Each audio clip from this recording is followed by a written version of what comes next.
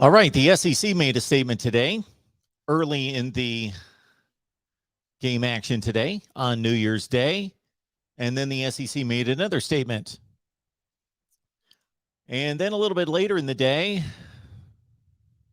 Mike Gundy called it the biggest win in Oklahoma State history. Take that, bold detractors, bold critics. Take that. The biggest win in Oklahoma State history, winning the Fiesta Bowl, coming back from 21 down against Notre Dame and Marcus Freeman's debut as Notre Dame head football coach. And then for Ohio State in 2021, you could say this. The Buckeyes didn't win championships, but they sure did set records. And records set at the Rose Bowl and in bowl history by one Jackson Smith-Njigba. In particular, also C.J. Stroud setting Rose Bowl records in the Buckeyes comeback win over Utah. Unfortunately, tonight, the main story, the biggest story by far at the Sugar Bowl in New Orleans is the injury to Matt Corral, who bucked the trend as a top NFL draft prospect and decided to play and made it very clear that it was not a decision. It was not a difficult one, but one that he had to make, one that he was determined to go to the field one last time with his teammates and play football. And unfortunately, he was injured in this game against Baylor. Welcome into the Voice of College Football. Happy New Year, everyone. New Year's Day 2022. And during the football action over the past 2 days, which I have been, of course, locked into, when there has not been football to go to during the commercial breaks, I've been checking in on one of my guilty pleasures throughout the years, and this has been a go-to. Maybe not in recent years because I've kind of forgotten about it. And with the advent of YouTube in particular, you can pretty much get whatever content you want at any time. But still, there's something about that 48-hour marathon on Sci-Fi Channel of The Twilight Zone that I've gone to a number of times. And the connection and the anecdote has escaped me at this point, but it's been a good couple days of college football here at the Voice of College Football, and we appreciate it. And again, Happy New Year to all of you. I guess it being 2022, that would be the one thing that would strike me about watching the Twilight Zone a number of times. And just thinking back, for those of you who have been around the block a couple times like myself, just think about 30 years ago, 40 years ago, and thinking the year 2022, those type of years, they just didn't seem like that they would ever come. They seemed like that they would be in some crazy space age, the year 2022. But here we are, another year off the calendar, another year in front of us. And so whatever your resolutions, whatever your goals, whatever your plans and aspirations for 2022, as long as they are good, as long as they are beneficial to you and productive, I hope they all come true. Make them come true. Not a bad year already for C.J. Stroud and Jackson Smith-Njigba as Ohio State comes back from 14 down on 4 different occasions and wins the Rose Bowl. And those two gentlemen set all sorts of Rose Bowl records that just seem ridiculous, video game type stuff. Again, we wish the best for Matt Corral as we will find out more about his injury in the coming days. He goes down against Baylor early in the Sugar Bowl, and the Baylor Bears currently lead it at 7-0. The backup quarterback for Ole Miss, his name escapes me. We talked about him a number of times this year, even though Matt Corral made it a case that who would ever know or need to know seemingly who the Ole Miss backup quarterback is. But we did discuss him a number of times, the backup quarterback, but he unfortunately threw a ball high down in the red zone that turned into a 96-yard pick six for Baylor, as that's the only scoring at the Sugar Bowl. And I alluded to earlier in the day, Oklahoma State with a great comeback against Notre Dame, as Mike Gundy proclaimed it to be the biggest win in the history of Oklahoma State football, as the Cowboys finished their season at 12-2, and they will rank prominently in the top 5 to 10 in the nation in the final polls and in the rankings that actually make sense. Arkansas defeats Penn State to finish off a fine 9-4 campaign. And Kentucky and Iowa, underrated game, a game that wasn't given a whole lot of talk, a whole lot of attention going into bowl season and during the bowl season. But my goodness, that was about as good as it gets. Watching more of a slow grind, not necessarily just scoring at will, back and forth, back and forth, back and forth, but a really just solid, hard-fought game with a ton of great hits, great plays, and then it turned into that kind of game. And those are the games that I enjoy, that give you a variety of offense, defense, quarterback play, defensive plays, all across the board. We pretty much got everything. But most of all, just plain solid football between two really good teams. Kentucky holds off and defeats Iowa 20-17. They did so with the late interception to prevent Iowa from possibly kicking the game-tying field goal. Welcome in, everyone, to the Voice of College Football once again. We've got the phone lines open here at 860-499-3332, 860-499-3332. You see down at the bottom of the screen, we are looking for sponsors. You could benefit from sponsoring the Voice of College Football. Please get in contact with me at MarkRogersTV at Gmail. We will talk about all the different ways where we can benefit you and your business. So again, hit me up at MarkRogersTV at Gmail. Let's go straight to the phone lines here at the Voice of College Football. Yes, who's on the line?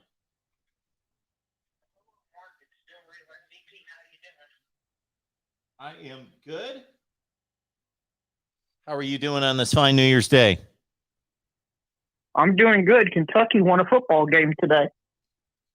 Well, they won 10 this year, so you sound surprised.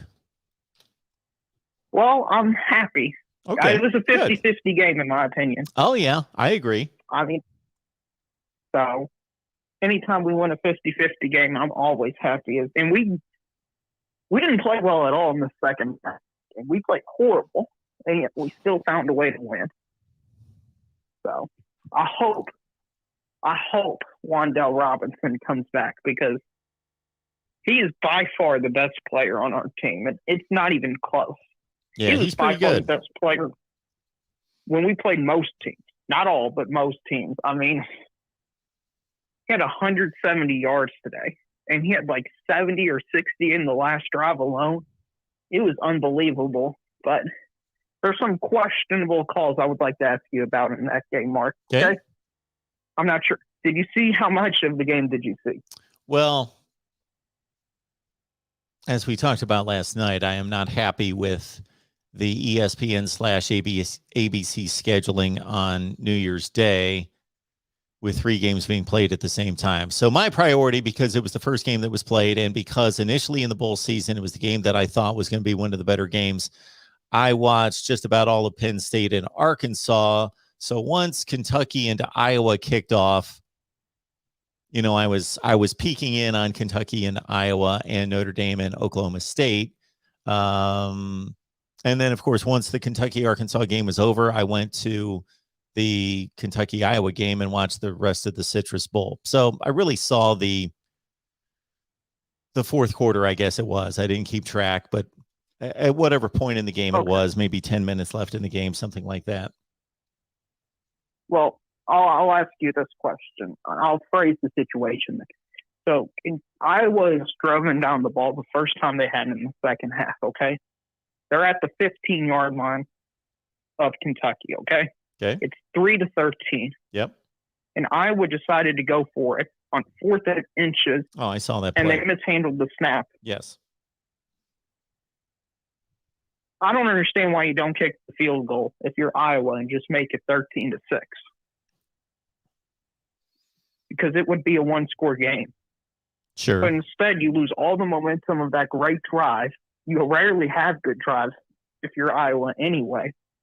So I would have just taken the point.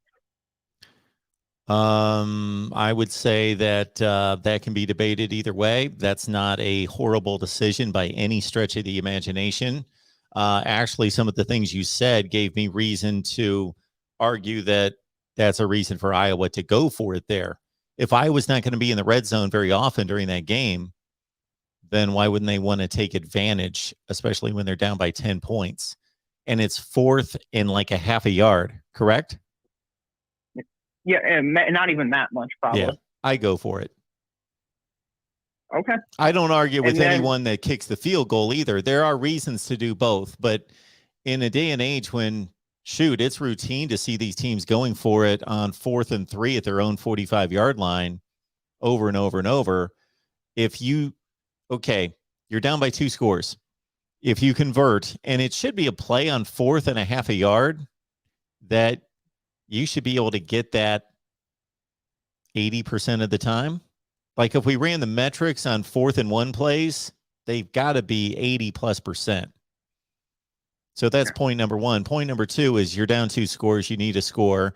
And then point number 3, I always look at, well, if you fail, what position are you putting your team in? Well, you're just handing the ball over to Kentucky at the 10-yard line, 15-yard line, whatever it was. And if you play good defense, then they punt the ball back to you and you get a 40-yard net punt and you're back in business at midfield. So, but okay. I can see both. So I'm not saying that they definitely should have gone for it, but I would have gone for it. I support them going for it. But had they gone for the field goal, I would not have had an issue with that either. Okay, I've got 2 more things. I'm pretty sure you saw both of these.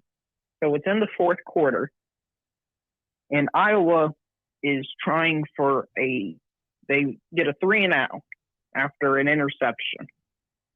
And it's 4th and inches on the 50. Kentucky has no timeouts and there's 3 minutes to go in the game. They line up, and they didn't draw Kentucky offside. Mm-hmm. However, they took a timeout, which I thought was weird because if you take the 5 yards, you're giving yourself more room to punt it off to, which was important because they needed, after Kentucky scored, they need all the help they can get with timeouts and stuff like that. And they kicked it out of the back of the end zone, which gave Kentucky more time or less yards they needed to score a touchdown. So my first question is, would you go for it on 4th and inches from the 50? If you get it, the game is almost guaranteed to be over right then and there. Second, would you call a timeout instead of just taking the delay of game? All right. So, again, 50-yard line, 4th and inches, up by 4, and there's about 2:45 or 50 on the clock, right? Something like that, 3.5 minutes. 3:30. 3:30. Yes. So I was thinking the same thing. I was thinking, number 1, I was not going to go for it. I just didn't feel like Kirk Ferentz is a conservative coach. So as soon as they get out there and started motioning guys all over the place, it was pretty obvious what they were up to. But even before that, I thought that that's what they were going to try. I would have gone for it.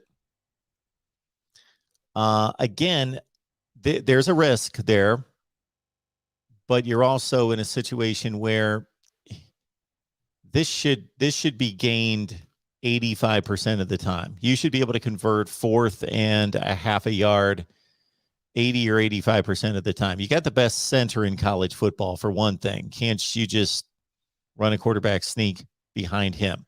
Number 2, you make a great point. I thought that, again, at the time that not necessarily, well, I was about to say not familiar with Iowa's punter, but actually I am, because we do our Iowa show every week, and our guy Corey Bratta has certainly filled me in on Iowa's great punter, who he claims is the best in the country. But regardless, he's one of the best in the country, and therefore, yeah, why would you waste a timeout that you may need? Those are precious. Back the guy up, let him be able to just air it out, and unless somebody could provide some different perspective or information, that seems like a mistake. Right. And Iowa's got a really huge quarterback anyway, so I can't believe they can't get half a yard just based on his size and strength alone. I mean, he's not a small guy. He's not skinny like Tom Brady or anything like that. He's probably 250, 265, something like that. He's big. So, and then with the punter, and when they kicked it out of the back of the end zone, I thought, we're in business now. And I mean, Wandel Robinson, he cooked up that secondary. I mean, you saw it. What is, like, do you think Iowa's secondary is just that bad? Or do you think Wandel Robinson was just that good at the last drive that he was going to take the game no matter what? Because every play was just going to him at the end. No, Iowa's got an excellent secondary.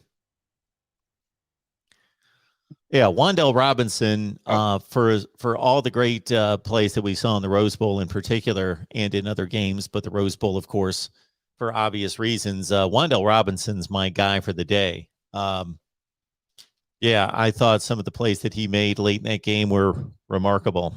Obviously, the one catch and run down to the 2 or 3 yard line. And then the final thing I'll ask you about is during the Rose Bowl. That was a great game. There was a lot of great games today. But Ohio State's driving. It's 45-45, and there's 30 seconds left in the game. In 2nd and 8, why didn't Utah take a timeout? And then how come when Ohio State did take a timeout, they took it with 12 seconds left? Yeah, so the clock management at the end of the game by Ohio State, it wasn't a huge error, but they could have closed out the game. I thought that they were going to snap the ball one more time, move the ball directly to the middle of the field, and then kick the ball with like 3 seconds left in the game. Right. Well, also for Utah's perspective, yeah, because they had 3 timeouts. Sure. And there was no way they could have scored. I mean, they could have gotten to the half-yard line, but that's almost impossible. So they would have either had to score a touchdown, and you got this backup quarterback for Utah who just cooked up Ohio State the last drive. So give him a chance. I didn't get it for either side. Yeah, so Utah had 3 timeouts at the end of the game, correct? Regardless, even if they only had 1 timeout, I don't know why they didn't put themselves in a position. You got to extend the game. You've got to extend the game, and then you've got to put Ohio State in a place where if you don't stop them, you at least force them to score with time left on the clock. I don't know what happened there. I don't even know that it was talked about during the game. Oh, no, it wasn't talked about. I mean, if there's one thing consistent about these bowl games, it's that broadcasters have put in their B's, C's, D's, E's, and F teams in it for every game, it feels like. Well, no. Well, not in this case. We had an analyst who has a broadcasting booth named after him at the game because he's announced more Rose Bowls than anybody in history. Oh, well, okay, fair enough for that one game, but I think the larger point of what I'm trying to say makes sense. And there's been a lot of inconsistencies from what I see on this game versus what they tell me, if that makes sense. And the camera work has also been iffy during these games.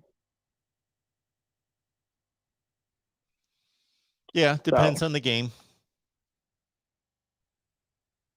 Well, Mark, that's all I got for you. Make sure you guys like the video. That way more people can get in here and to talk college football. Congratulations if your team won today. And good luck to the remaining teams that have to play. Thanks, man. Have a good night.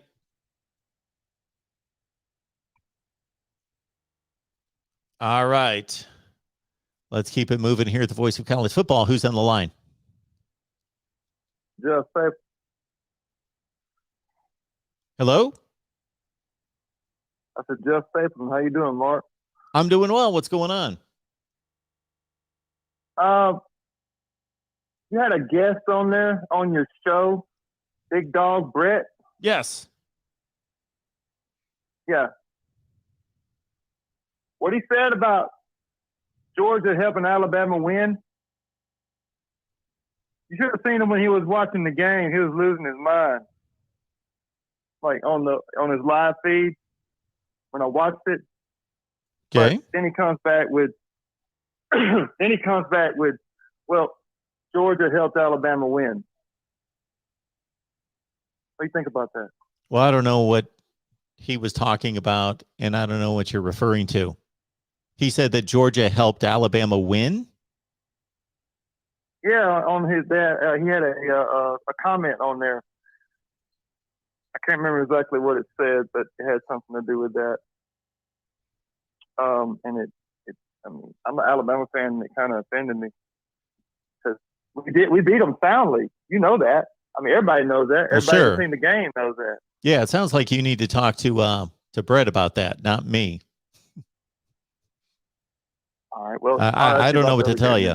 Oh, well, I don't know exactly what he said or in what context. I just have a problem with it as an Alabama fan, and I really would. But I'll ask you about the game. What do you think? Do you think that the Alabama-Cincy game was halfway play, throttle?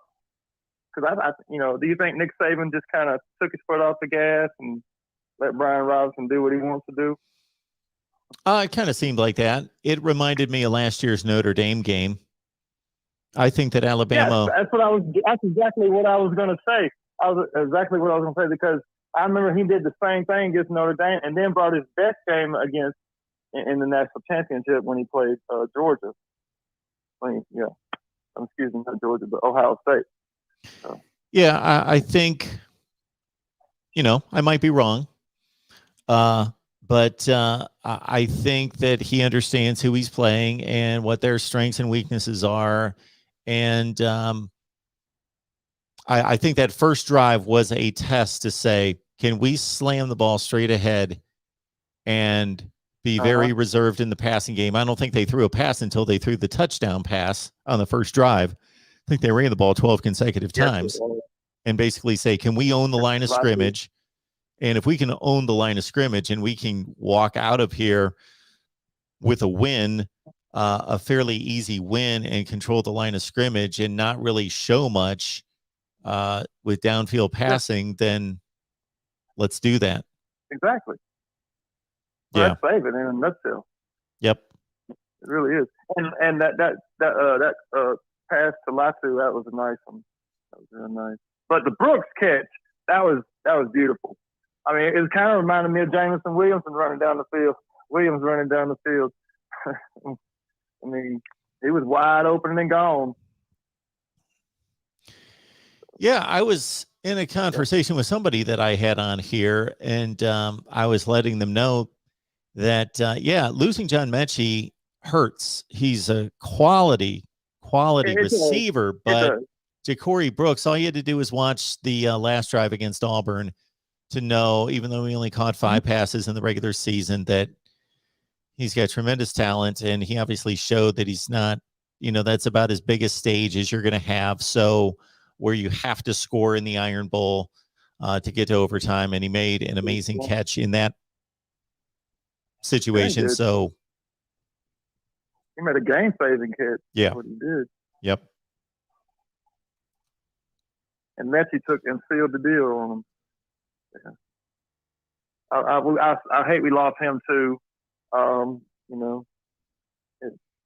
kind of hurt us. But I mean, Alabama's got people to step up. I mean, that's the only team I know that Saban benches 5 stars. I mean, there's so many on there. I mean, it's just a machine. Yeah. All right, man. Anything else? So, no, that's it, man. I just wanted to call and I wish I could talk to Brett, but like I said, I just have a problem with what he said. I wish you could see the thing or see to get the comment or whatever and look at it. Well, he's got a YouTube channel. You can always go over there and comment to him there, and I'm sure. Well, I'm not sure, but he could possibly. I did. Comment. He erased it. Okay. I did. He erased it. Yeah. Undoubtedly, he don't want to talk about it, or he already knows that he was wrong already. But I just want to talk about Alabama for a minute, man. And we're gonna go out there and show Georgia again what they already knew. So you have a good night, man. And, you have a good night. Thanks for the call. We appreciate it. Have a good night. Thank you. Happy New Year, and prayers for Matt Corral. Just that's a terrible injury, and to a good player. For sure. All right, man. You take it easy. Thank you so much. Appreciate that. Have a good night. All right. Next up here at the Voice of College Football. Who's on the line? To the man that gives college football its voice, the great Mark Rogers. Hi, and how are you, sir? Hey, David. I'm doing well. What's going on? Well, a little bit better after what happened in Pasadena today. I'll tell you that much. That was fun. It was a really good game. It was a fun game to watch. A little heart wrenching. Before I get to that, I did want to. I still wanted to get to you last night after the games and make some comments. And I was going to go there first. I had a little old anxiety last night, so I didn't get a chance to. So bringing in the new year. But I wanted to comment on both games. Let me start with the first game. I do think that, folks, even though I thought Alabama controlled that game, I think you're right. I think they knew that they only had to score probably a certain amount of points to win that game. Although, you know what, I do think some credit needs to go to that Cincinnati defense, particularly the secondary, which I thought held up pretty well in that game, other than the one big pass play they gave up towards the end of the first half. I thought their front seven got a good pass rush on Bryce Young in that game. I didn't think that was a joke. And, you know, again, I thought their secondary held up pretty well. They just couldn't stop the run. And you know what? I think that, yeah, I mean, bottom line, it was a 17-6 game, and they had the ball in the middle of the third quarter off of an interception, and you know, had a chance to where if they could have put points on the board there, or even a field goal, you make it a one-possession game. Not saying that they would have won, but you know, I think they did keep the game as competitive as they could for as long a period of time, based on the talent differential in the game. Yeah, I would agree. That was pretty much my assessment after the game. Yep. And you know what, though? Give their defense credit. I know I heard these people saying that Alabama could have scored more points. Believe you me, if Alabama wanted to score more points, they would have scored more points. I think you do have to give some credit to the Cincinnati defense for holding them under 30. Yeah, it wasn't a game in which I thought that from a physical standpoint that it was a mismatch. Alabama was obviously the more dominant team, the faster team, the more athletically gifted team, but shoot, Luke Fickell said it a number of times before they played that they had never seen an offensive line like that. Of course, they're not going to in the American Conference. So the physical separation was obvious, but it wasn't embarrassingly obvious. It wasn't. I felt as though Cincinnati athletically showed that they belonged on the same field. Right. Yeah, I think that obviously they were going to need a much, much better effort out of their offensive line, and their quarterback got a chance in that game, and it just wasn't fair. So, game. And tell you something some things that surprised me a little bit. Obviously, I think that, you know, you could see kind of the disparity. Do you think that in a large part the talent disparity? I know you talked about it with Brett, the Georgia analyst, about the difference in recruiting talent between the two teams. Was that the clear evidence in the game, or how much do you think it was also Georgia's game planning and, you know, kind of what their offensive coaching did to put some of their playmakers in position to be effective? Well, it's a great question. It probably begs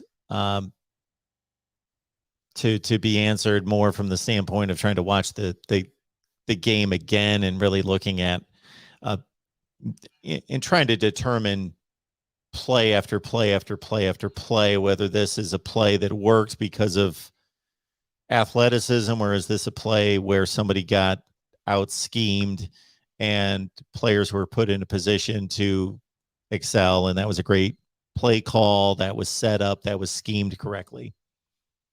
Yeah, I think it was more athletic, but again, I would have to rewatch the game to really have a good feel for that. The thing that surprised me, and I picked Georgia to win the game 24-17. Again, as we talked about before, I thought it would be a one-possession game. I thought that really the reason I thought it would be close is I thought the team up north defense would keep the game close. I certainly didn't expect Stetson Bennett to throw for over 300 yards and what was it, 3 touchdowns against their defense. I mean, they made Stetson Bennett look like, a future Hall of Famer, to be honest with you. I was a little surprised by that. I think they exploited some weaknesses in their secondary. I do think the comment that Steve Gates had made on the podcast you had with him before the game came to fruition, which was James Cook. I believe he said he was worried about James Cook in the passing game. If I'm not mistaken, Mark, that was a concern of his. And that definitely came out to be a big factor in the game as it went along. Were you surprised at how well Bennett looked against that defense? Well, I think he played better than his average game, but he's shown the capability of making those throws in the past. So I think that the narrative surrounding him has to be the most skewed narrative of any player that I can remember in a long, long time. Sure, he's not a great quarterback. He's not an all-time quarterback or anything, but man, he's the quarterback for the Georgia Bulldogs. He might be the quarterback of the best football team in the country. Sure. He's really good. He's just always made a few mistakes in those kind of games, and he either did not make them because he took care of the football himself, or just he did not receive the kind of pressure that has forced him into those kind of mistakes, because I've seen a little bit of both. I've seen him just make mistakes with no pressure, no reason to make that decision, just wanted to force something or just didn't see something. And other times, just like any other quarterback on the planet, he makes mistakes when he's pressured and he's running around and he's got hands in his face and all of that. I wasn't surprised by the way he played, but I did think it was one of his better efforts, if not maybe the best game he's ever played. But it wasn't like otherworldly, like, who is this guy? Well, I mean, 300 yards and 3 touchdowns against that defense, especially, I mean, I don't know if he's had a lot of 300-yard games this year, Mark. Maybe he's had a couple, but I don't think he's had that many. But he could have thrown for 300, but it's not. But that's not based on inefficiency, though. That's based on game plan. You can't throw for 300 yards when you're throwing 8 passes. That's true. I hear you. They weren't chucking it up. And maybe they exploited, what was maybe, in their secondary, some things they thought that they could take after. And it did seem like they were able to do that. I do think that, and it's interesting, most Georgia fans, you talk to like an Uncle Lou or some of them, they want the other quarterback starting. They want Daniel starting. So, that's, I find that to be interesting. Although we're going to see how they feel, for Monday, how Stetson does them. That's going to be obviously the ultimate judge for him. So they won JT Daniels even after the semifinal game. What's that? They won JT Daniels even after the semifinal game. Yeah, even after that performance, they still won JT Daniels. So, okay, yeah, that's right. I think the story, by the way, I just say real quick about the team up north offense is I just think bottom line, once they fell behind by 2 scores, they just seemed totally out of their element. Didn't you think that was pretty much the case? Because they had to get into maybe more of a throw game. Sure.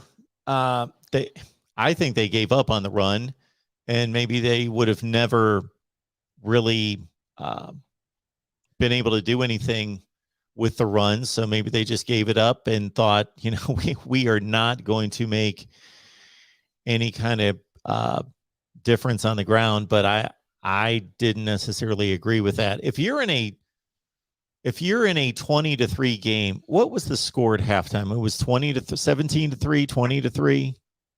I don't remember. 27-3 because they hit that. Oh, it's 27-3. Yeah, it was 27-3 because they hit that bomb, Mark. He hit that bomb to make it 27-3, where the corner didn't look up for the ball. Yeah. Yeah. So, yeah, of course you got to throw the ball most of the time at that point, but it seemed like they gave up on the run far sooner in the game than I would have. And I understand Hassan Haskins was not having much of a day, but he didn't really get the opportunity. Yeah. Okay.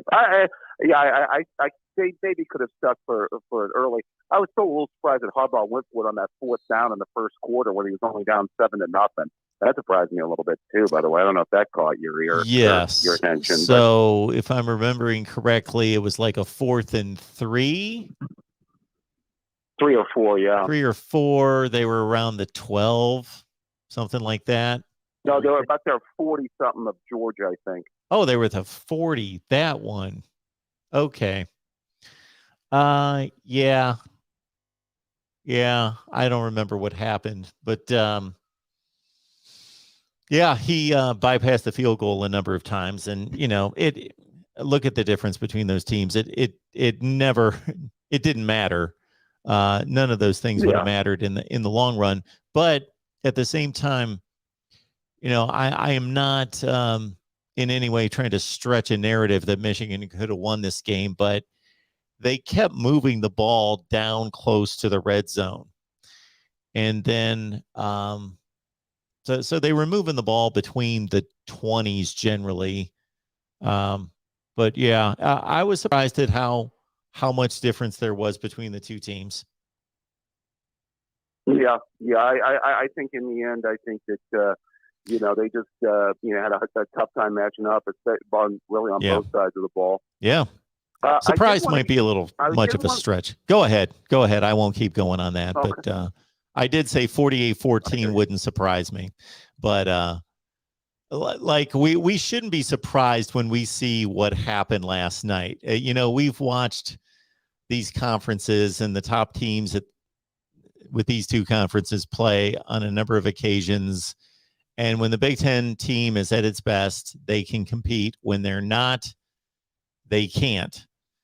And so I don't know that we should be surprised by that. So even though, I clearly stated and I picked Michigan to win, I just figured, okay, I picked this a couple weeks ago. I'm just going to stay with it. But I'm probably wrong. And I clearly stated Georgia's going to would win this game 65-70% of the time or whatever. But made a statement before the game, hey, if this thing's 48-14 Georgia, I'm not going to be surprised because we've seen this before. We've seen Michigan State before. We've seen Ohio State when they had offensive deficiencies before. Or defensive deficiencies, meaning last year. So we've seen this before. Right. Well, you know what? And you did say that if it was going to be a blowout, it was going to be Georgia. So I will give you credit on that one too, Mark. I mean, don't give me a whole lot of credit, but I appreciate that because I did just, I even said this in the video that I posted with my prediction. I said, everything in the world tells me that Georgia should win this game. Conventional wisdom tells me this. Every box that I could check says Georgia's going to win, but I'm going to ride with Michigan because I do think they can keep it close. And maybe this is just kind of, not that I would have been picking Michigan to beat Alabama in a championship game, but maybe more of their year than it turned out to be, that I just thought, okay, maybe it's going to just be their night. Right. Well, let's get on to the Big Ten team of the day. And by the way, still the last Big Ten team to win a national championship, I believe. That is the Ohio State University. What a game, Mark Rogers. I think, by the way, this could go down as one of the better Rose Bowl games ever. And, as frustrated as I was with that entire first half of football, poor tackling, we couldn't say consistent pass rush, we seemed out of position on defense. We were out of position on defense a lot of the times. The coverage was terrible. I was happy that TJ and our receivers, and what can you say about Jackson Smith? By the way, did you just say that Wandel Robinson is your performance of the day at wide receiver, Mark? Did I hear you say that? Well, I didn't state it like that. That can't be debated. Just look at the numbers. But considering what both players were asked to do, I was saying, I don't know how I stated it, but he was kind of my favorite player of the day. Let's put it that way. I think that's how I stated it. Okay. I'm just saying, after breaking a bowl game, setting a bowl game record for receiving yards, I mean, what can you say? Yeah, it was phenomenal. It was phenomenal.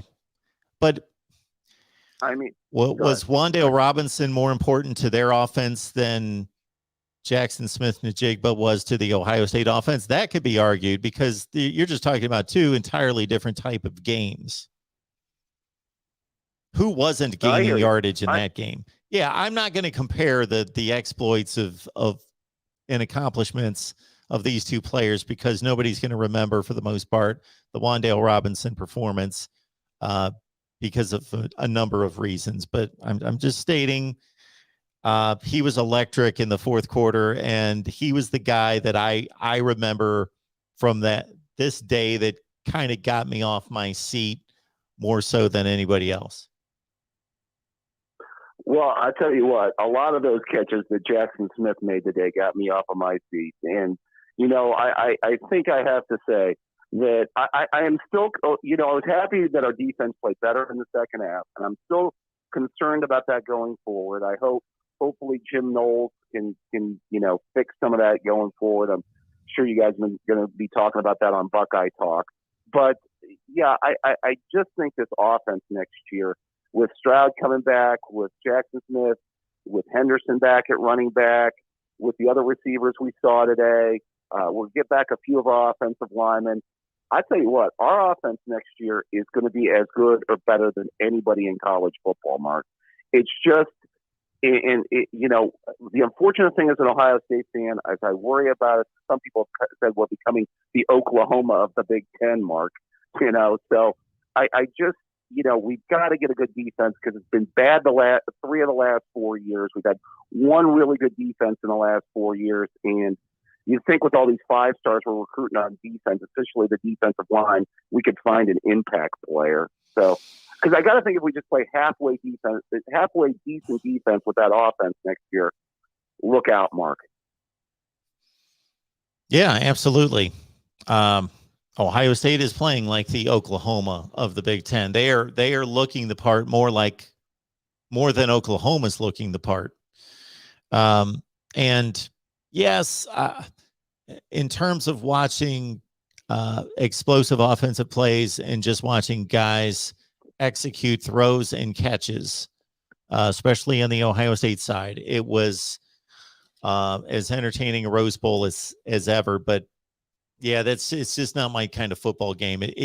That type of, it just gets frustrating to me, because it's a bit much. It is just a bit much.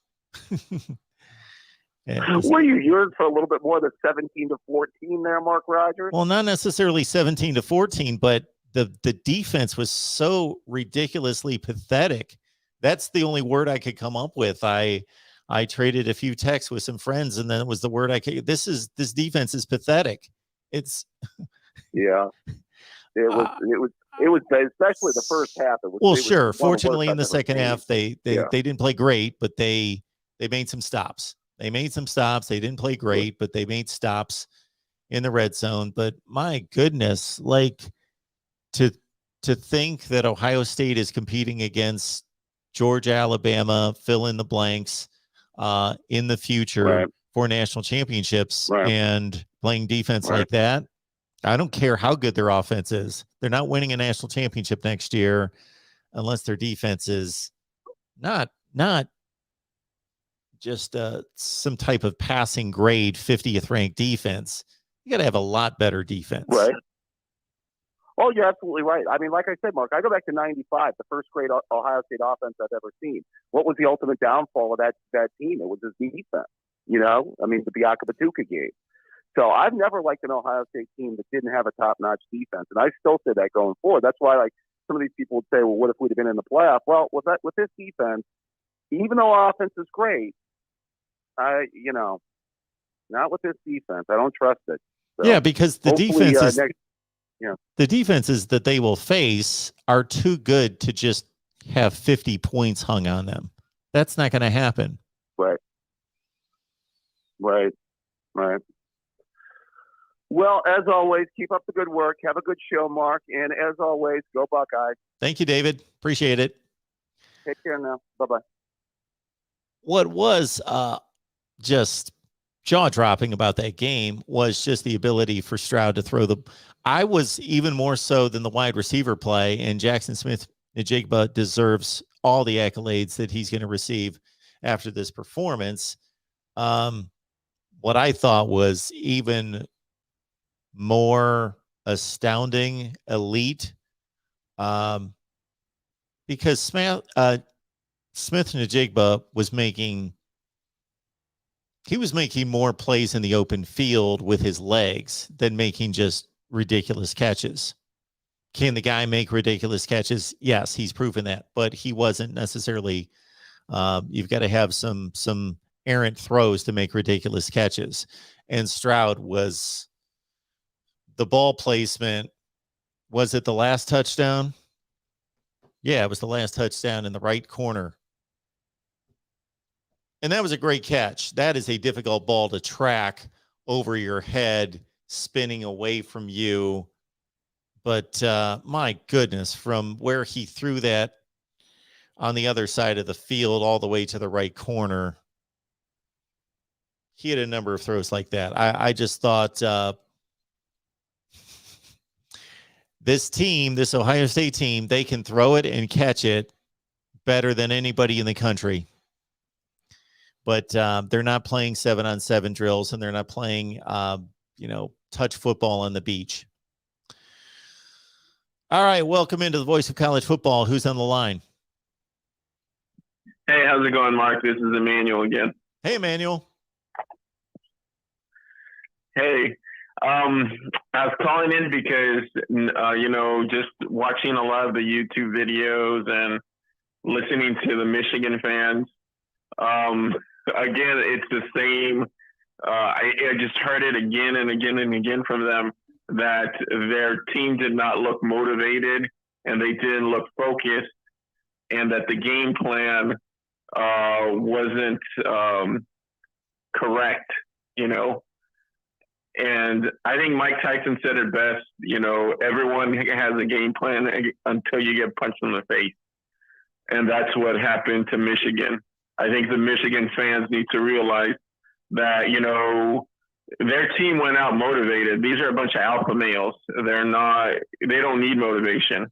Unfortunately, they ran into a group of alpha males with red shirts and red helmets that were more alpha, if you want to call it, just quicker, faster, stronger, and they just got whooped.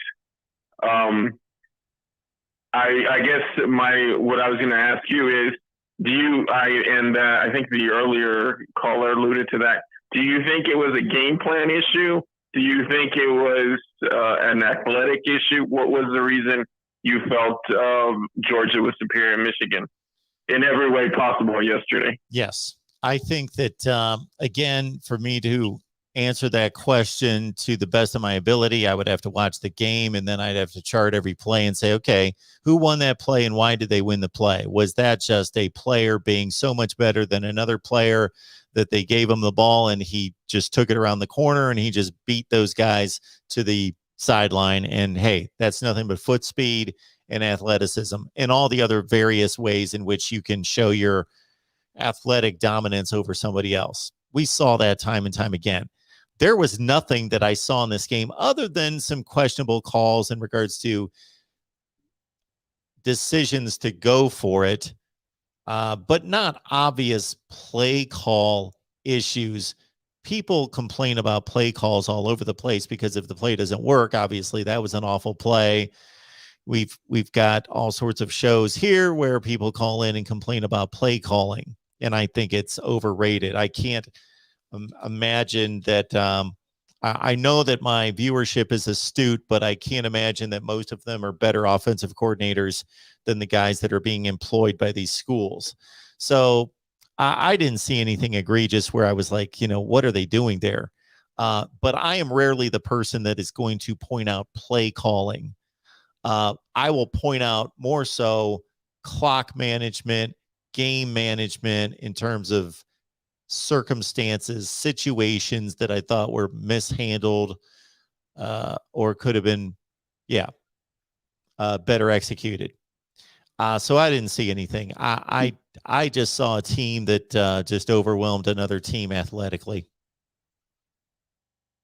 Yeah, and Jim Harbaugh is not your problem. He's one of the best coaches in the world. He took the 49ers to the Super Bowl. He is one of the most dedicated coaches and perfectionists that you'll ever see. The guy's an absolute maniac. Just eat, breathes, and dreams football. He's not the reason that they didn't win yesterday, and he's not the reason that they can't beat Ohio State 7 years in a row. They pulled it off this year, and that was a bit of a Christmas miracle. The difference between Ohio State and Michigan is the talent. And Michigan has talent that will occasionally beat an Ohio State, but until they can meet the recruiting that Ohio State has, it's going to be the same thing again. They got lucky this year. It's going to be another 3 or 4 years before they can pull it off again, and they'll storm the field again. But recruiting is where it's at, and no one's beating Saban until you can beat Saban with recruiting. And Jimbo Fisher, the guy that can maybe make a change in college football, and of course the guy over at USC with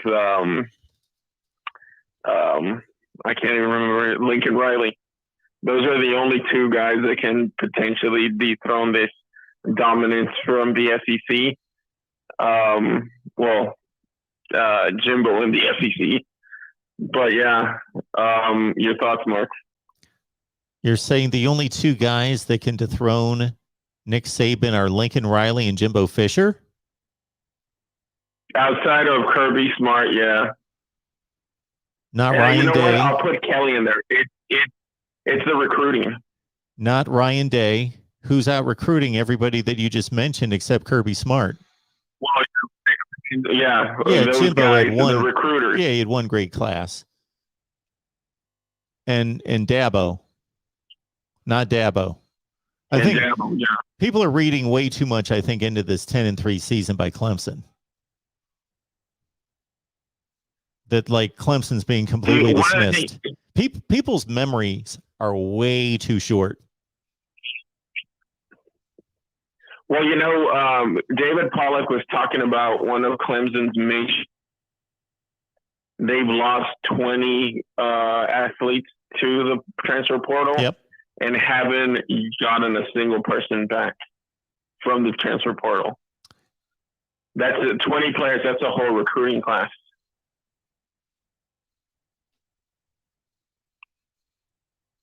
Yeah, but when you've got enough scholarships to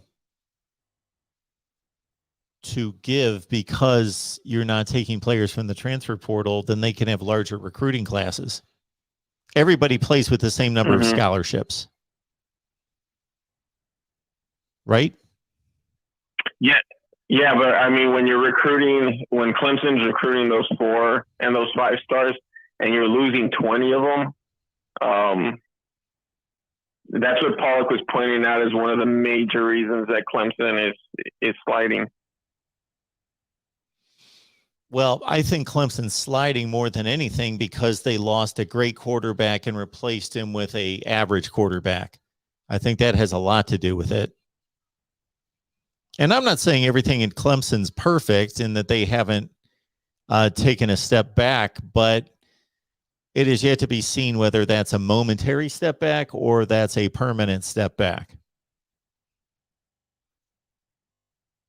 Yeah, definitely. I just hope they don't become the Miamis and Florida States of the ACC. Because, like I said, college football needs Clemson to be solid. Well, I guess they do. Does college football need Clemson? Well, college football needs a lot of teams to be strong, to keep people engaged. Yes. I mentioned yesterday, strong Ohio State, strong USC, strong Florida State. The big traditional teams need to be strong. and make people believe that they can beat Alabama, you know? Yes, I agree with that. Absolutely. I'm going to predict that this game on Monday night is going to be the lowest rated national championship game in the 8-year history. Maybe these semifinal games were the lowest rated. I don't know. I got to think that people are disinterested now. I'm sure people were disinterested in the first semifinal game because of just the perceived mismatch, even though it never got out of hand on the scoreboard. It was just when at any moment did anyone think that Cincinnati had a chance in that game to win? So you're right. So I don't look at it as this team needs, we need Notre Dame to be good. We need Miami to be good. We need USC to be good. You know what? USC might be the one out of everyone I just named or was about to name that might be somewhat of an exception because of where they're located in the country. I don't think it's good for college football to be completely non-existent west of Oklahoma. So I think USC's needed more than anyone. Absolutely. So I know you were talking about the Ohio State game with Utah, but does the Pac-12 save a little bit of face hanging in with Ohio State tonight? Yeah, I think so. The record's still going to be 0-5, and a lot of people, that's all they care about, and that's as far as their evaluation will go, is just to say the Pac-12 is awful. They went 0-5. I will say the Pac-12 is awful. They went 0-5, but Utah played a really good game against Ohio State, who I think is one of the 5 best teams in the country. So, yeah, Arizona State only lost 20-14 yesterday. Moral victory. Yeah, that's what the Pac-12 has to hang on to at this point. Yeah, it's they're not terrible. The Pac-12, every once in a while Oregon plays nice, and UCLA. I saw UCLA Oregon earlier this year, and that was a fun game. But I think as you see, like in the bowls, they're competitive. They just don't win. It's kind of like the Cincinnati's and the those type of teams. Yeah, they're competitive. They're just not going to. They're not going to win. As we saw, 0-5. That's embarrassing. Yeah, well, I understand your point, and I agree with it to a certain extent. But I came away from the Oregon UCLA game in a similar manner, thinking this was entertaining. That was fun. It was great to see a Pac-12 game that was given some national attention. College Game Day was out there, and it was a close game, and it was an exciting game. But just because it was close and exciting doesn't really mean that either team is really that good. There are MAC games on Tuesday and Wednesday where it's 48-45, and they're fun and exciting. That doesn't mean the two teams are any good. And when I say any good, of course they have talent. They're good to a certain extent, but not nationally relevant. The Pac-12 played 3 somewhat meaningful games this year out of conference where they showed some value. One was today, even though they lost. One was Oregon, Ohio State, of course, which is the most inexplicable result practically of the college football season. Although watching Ohio State's defense today, we can understand why that happened. And then UCLA beating LSU, the day that it happened, it certainly was given more weight than it would be later. But, it's still LSU. They're still talented, and UCLA won a game. But other than that, the Pac-12 did absolutely, and you mentioned this Arizona State game, at least keeping it close against a Wisconsin team that's probably one of the 20 best teams in the country. But other than that, you go team by team by team through the Pac-12, and their out-of-conference results are embarrassing. Yeah, you had Washington. You lose to Montana. Yes. Washington State lost to an FCS team. Washington State also lost to Utah State. That conference lost to 2 group of 5 teams in bowl games. They lost to Central, they didn't lose to Houston and Cincinnati. They lost to Utah State and Central Michigan. Yeah. And I mean, I watched, what was it, Colorado? I think it was Colorado, UCLA.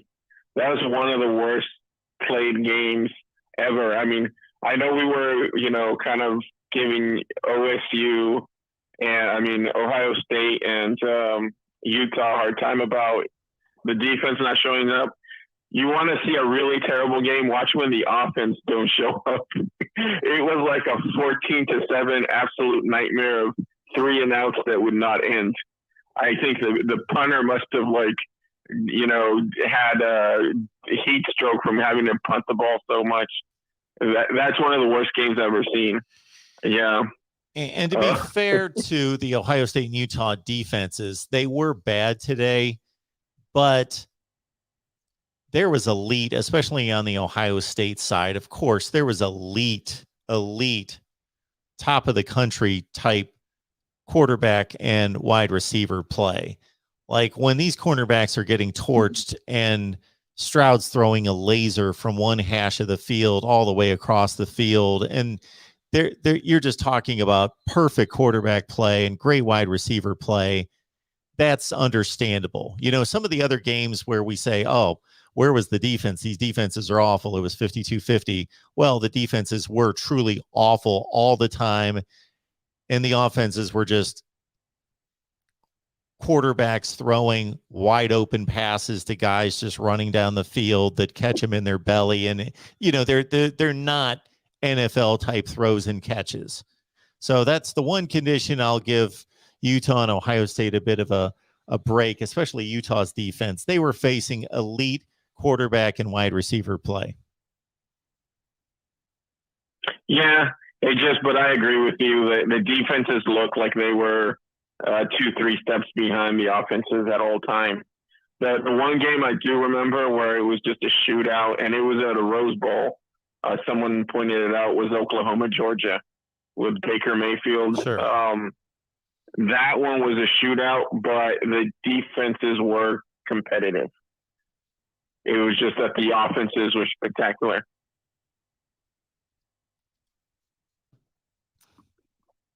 All right, man. Anything else? That's it. Hey, right now I think did they score? Oh no, I thought Ole Miss scored. But hey, thanks for everything, Mark, and I hope Matt Corral isn't hurt too bad. Take care. Absolutely. Thanks, Emmanuel. Good night.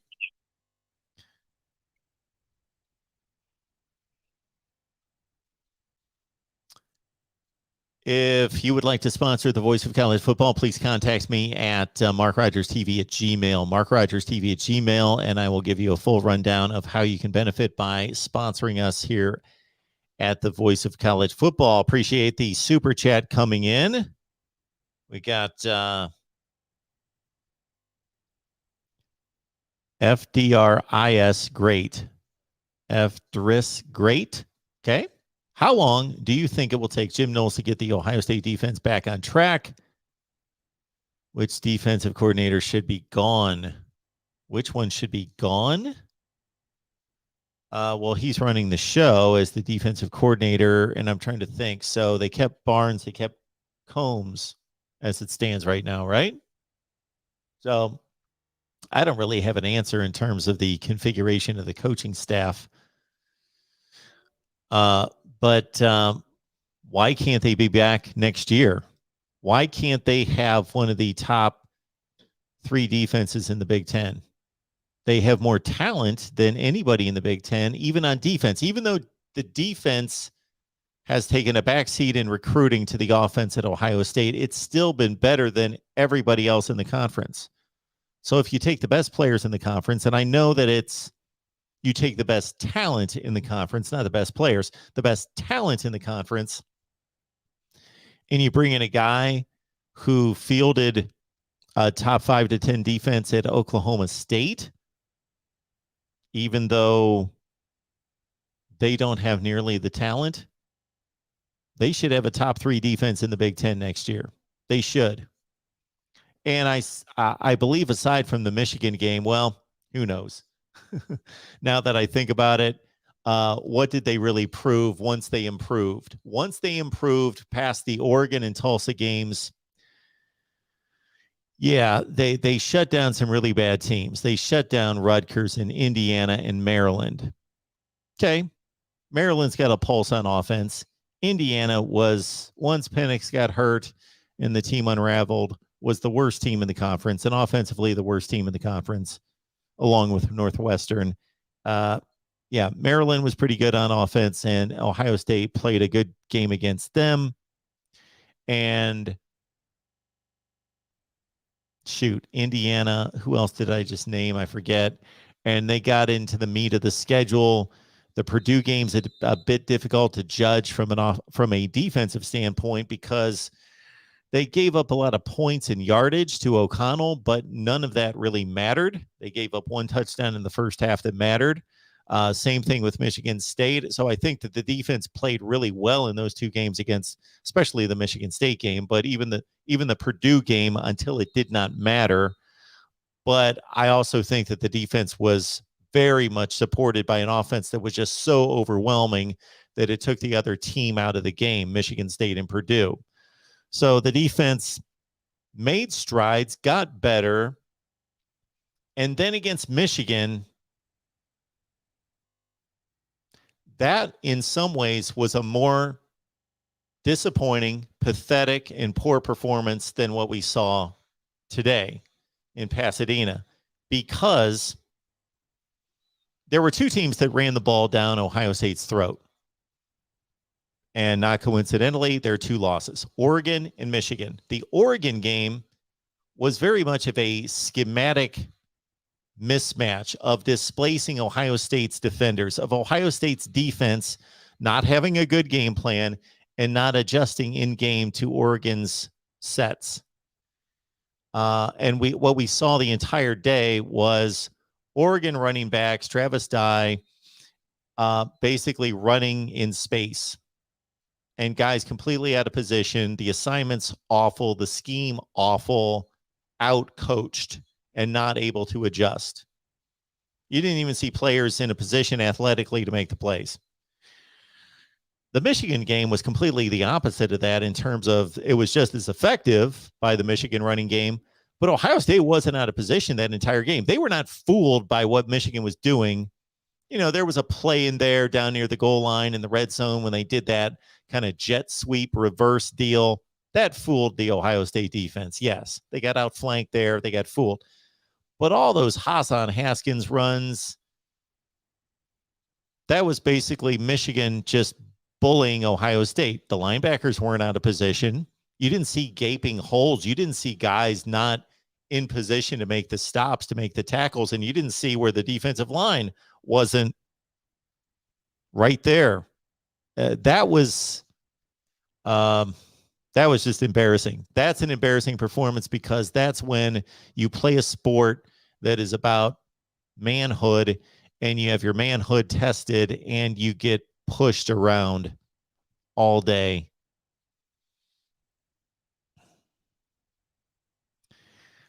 Let me pick up this other super chat, then we'll get to our next call. Maybe a couple more super chats because I appreciate everybody being here. Thank you so much for the contribution from our man, BGPO Football Funk. Clemson should be ranked in the top 10. The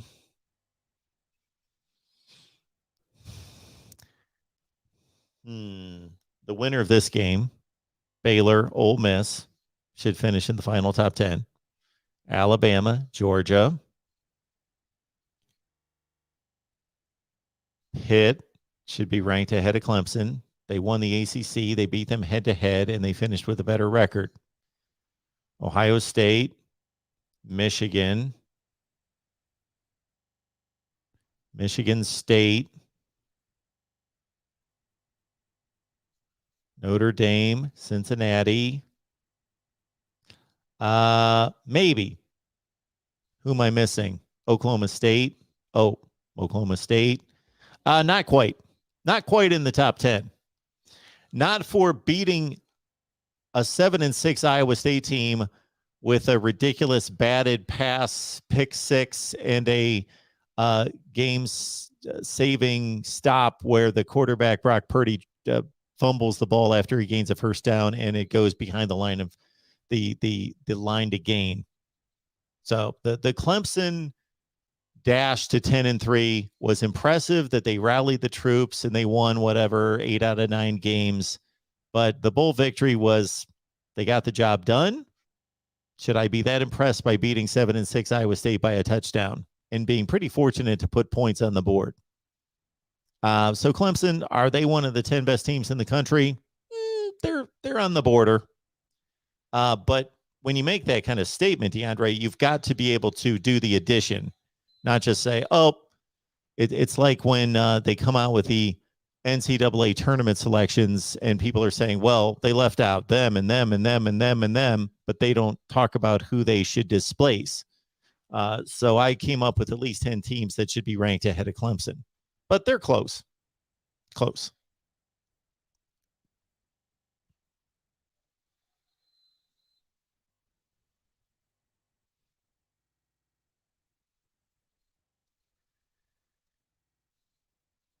Our man here, Christ Savior 888 is here. Appreciate that so much. Thank you so much for the contribution. Congrats on the win, Mark. Hashtag Rose Bowl. God is good. God is Jesus. Love ya. Joey, thank you so much for your contribution. Appreciate the kind word. Appreciate the inspirational words and for spreading the truth. Thank you so much for that. Anything else?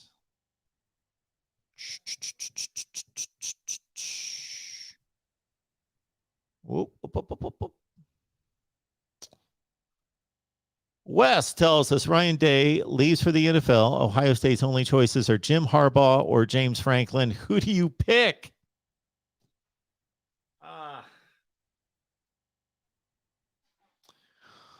It would have been a more difficult choice 7 or 8 months ago. I don't think it's a difficult choice now.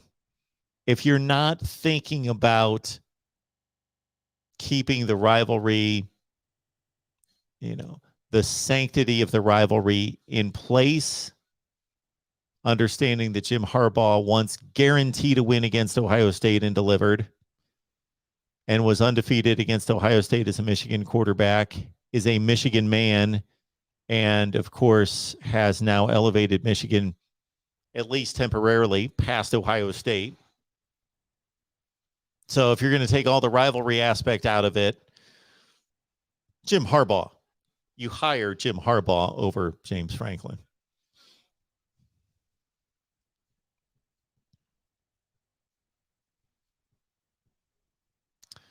We also have Uncle Rico here. Barnes is headed to Memphis.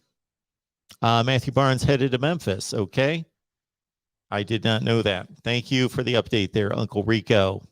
Matthew Barnes headed to Memphis.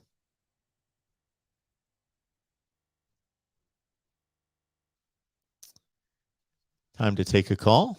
Let's do that here at the Voice of College Football. Who's on the line? Hey, Mark, it's Michael. How you doing tonight, sir? Michael, I'm doing well. What's going on?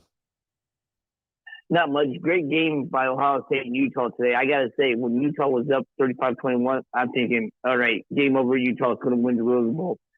But I got to give it to C.J. Stroud. They had one heck of a comeback in the second half. But how impressed were you in the last 48 hours combined with both C.J. Stroud and Aiden O'Connell? Very impressed. For having now going into the season, did you have them as your top 2 quarterbacks in the Big Ten? Entering the season, definitely not O'Connell.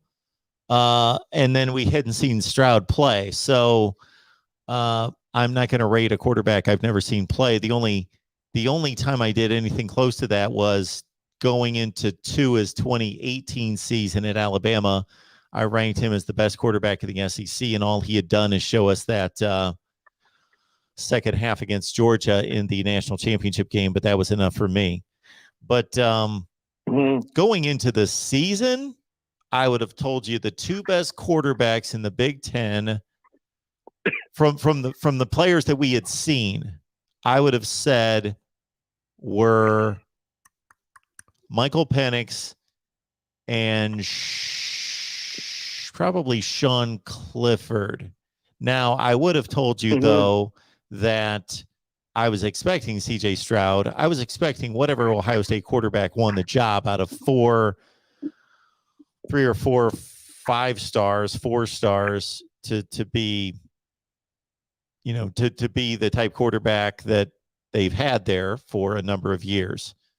But Aiden O'Connell, I would put Stroud a level above O'Connell. Just the throws that he was making tonight were they were Aaron Rodgers kind of throws. Now, Aiden O'Connell, yes, Aiden O'Connell is am I missing anyone? Yeah, he's the second best quarterback in the conference.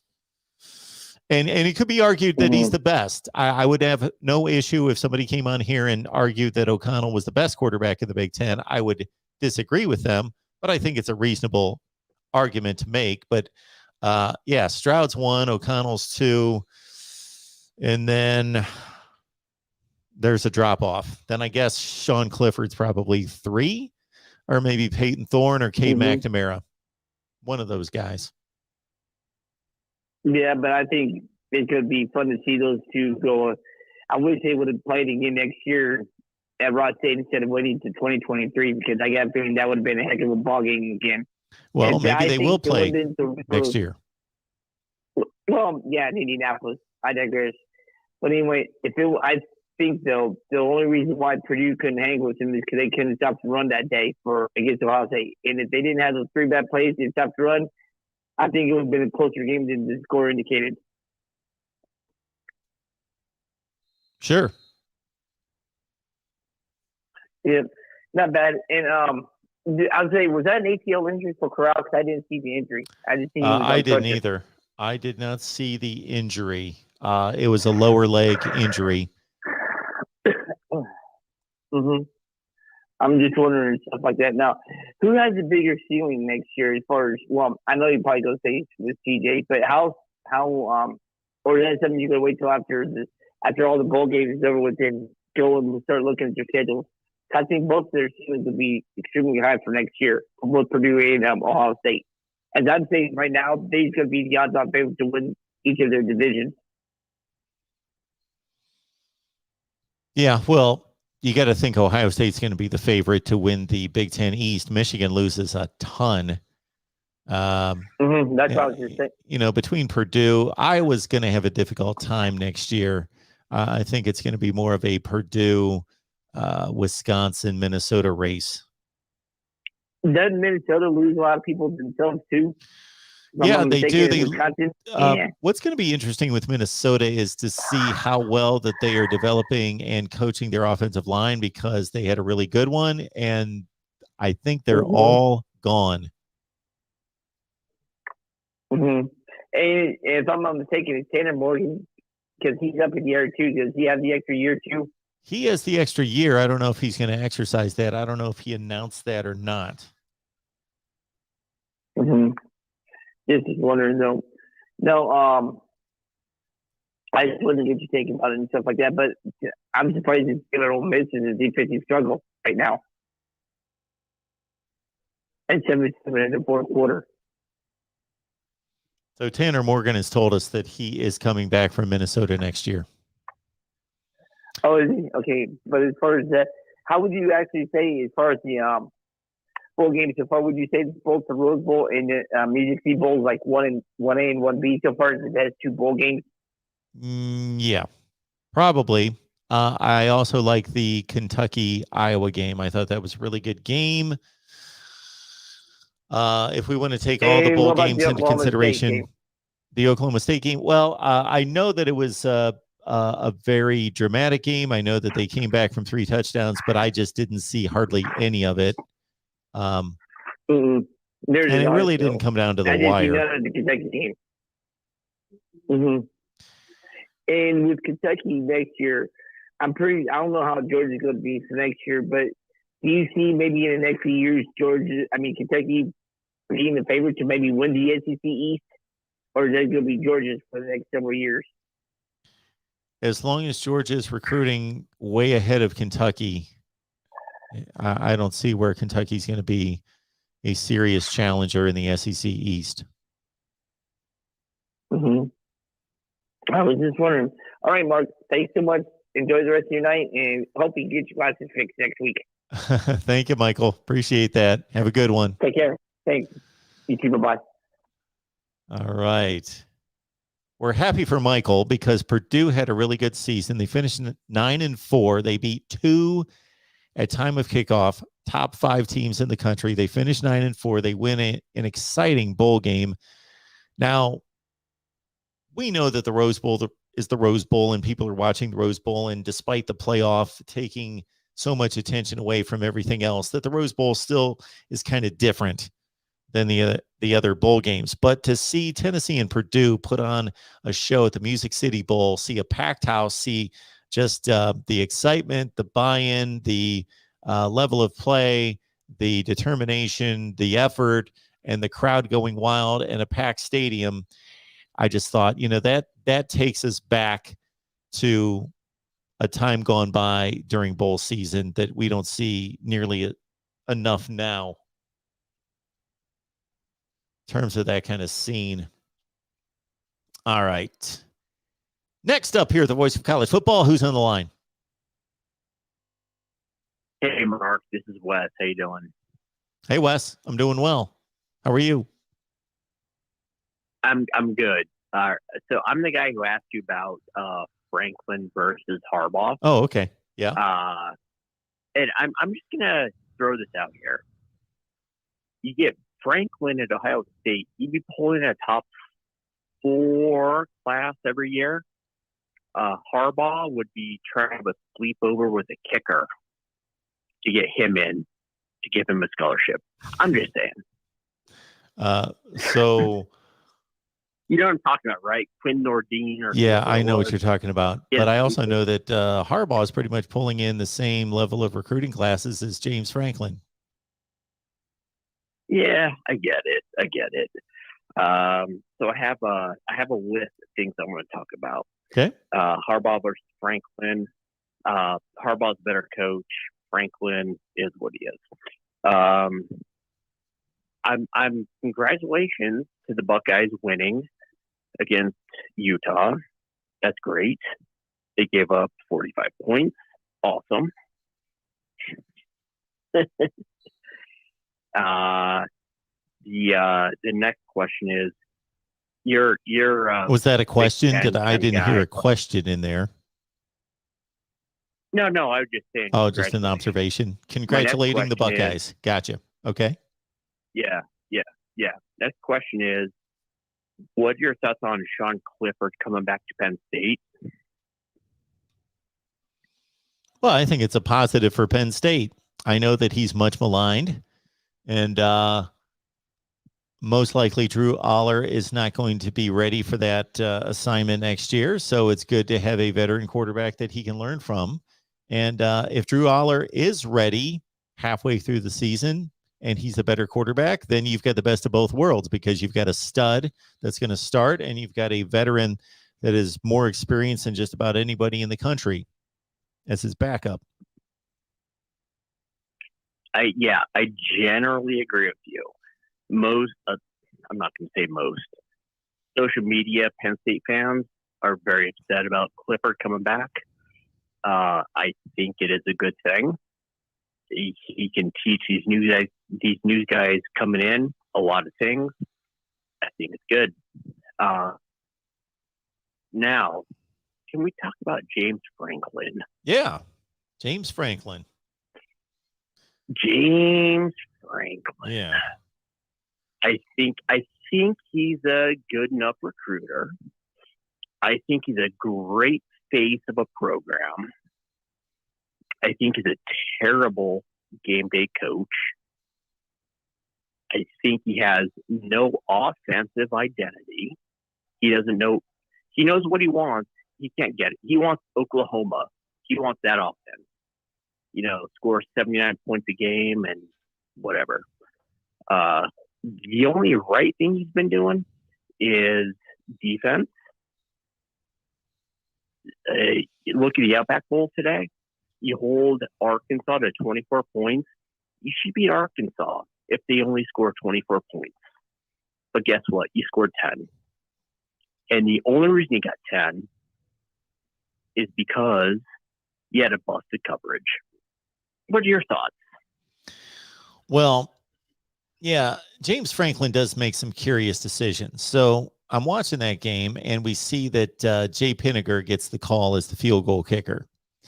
And it's explained during the broadcast that James Franklin made the decision that Shrout, who does the kickoff and the punt duties as well, but is a better field goal kicker than Pinniger, that James Franklin made the decision that there has been too much given to him. He's got too many responsibilities. Okay.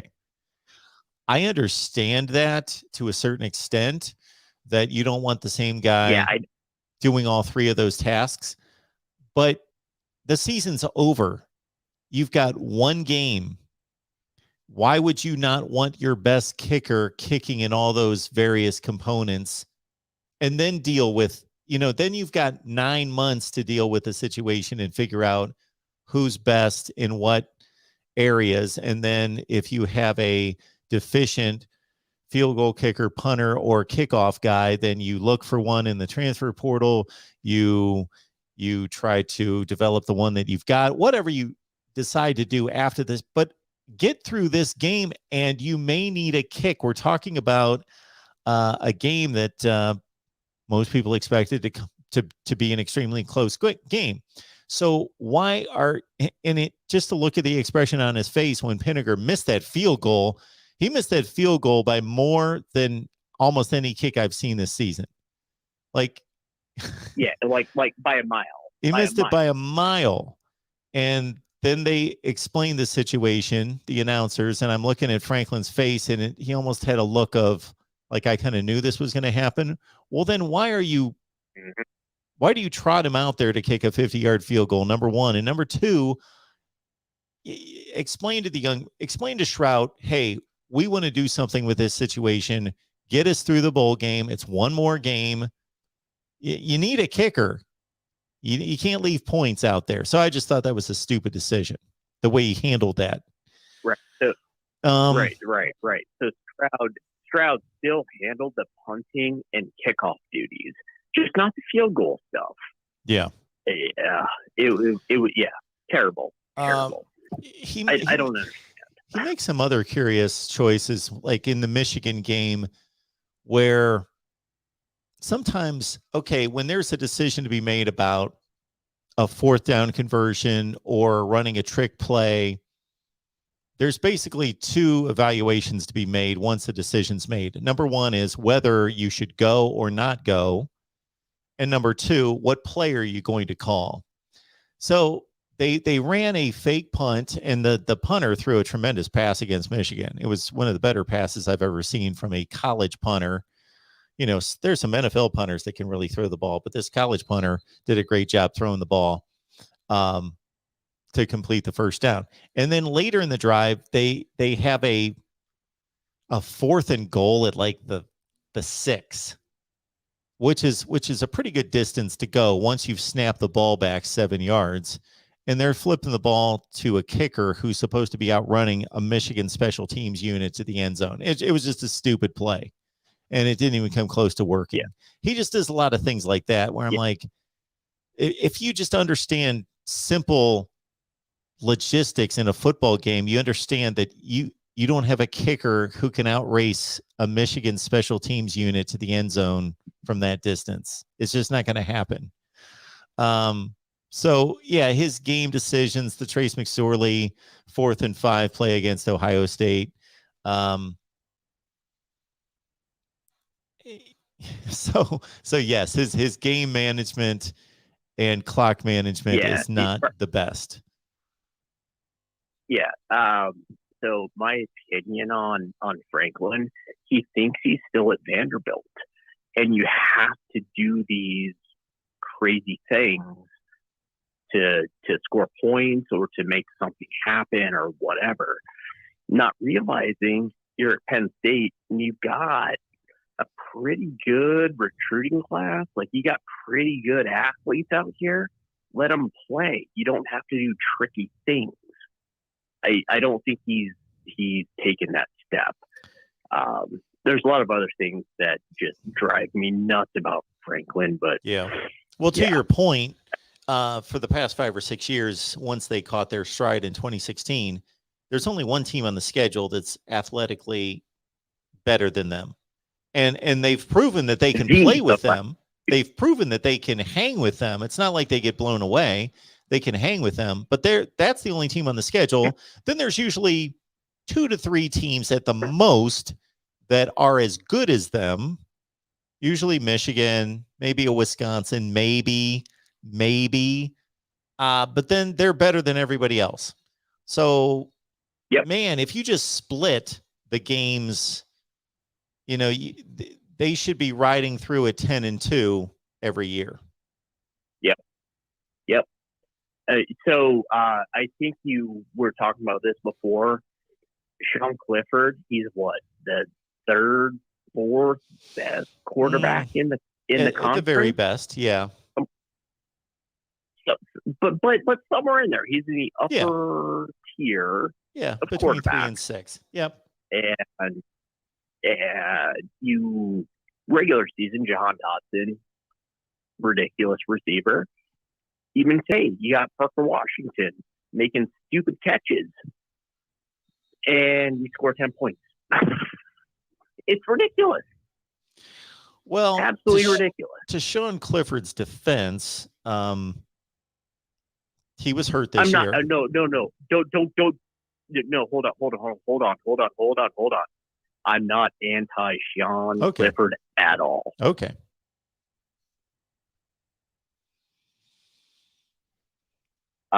He is what he is. He's not a bad quarterback. He has his issues. He's not a bad quarterback. So you don't have to defend him. Okay, so there's one place in which James Franklin has severely failed in stockpiling this team and developing this team, and to me, that's the offensive line. And I don't know what he's done to address that. You would think that he would have looked himself in the mirror 3 years ago and said, okay, we can't win Big Ten championships in this league is won with offensive line play in general. We need to get better there. What are we going to do? Whether that's recruit better and develop better. Do we need a new offensive line coach? What are we going to do? Yeah. So offensive line is outside of quarterback. Offensive line is probably the most important unit on a football team. I agree. And they've been terrible with recruiting, development, whatever it is. I mean, they put guys in the NFL. So on an individual basis, they have good players. As a unit, they just don't get it done. It's ridiculous. I don't understand. I don't.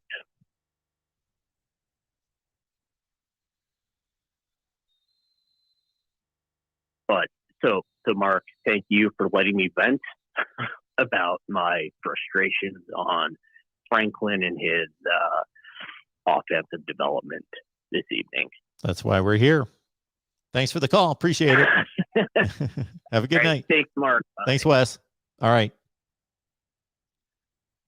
Want to make sure everybody is off to a good start this new year. Welcome into the voice of college football. Who's on the line? Oh, hi, Mark. How you doing? I'm good. What's up? Oh, no, I was calling a few callers back that you had on there. My name's Eric. I'm first time caller, by the way. I enjoy your show. Well, thanks for calling.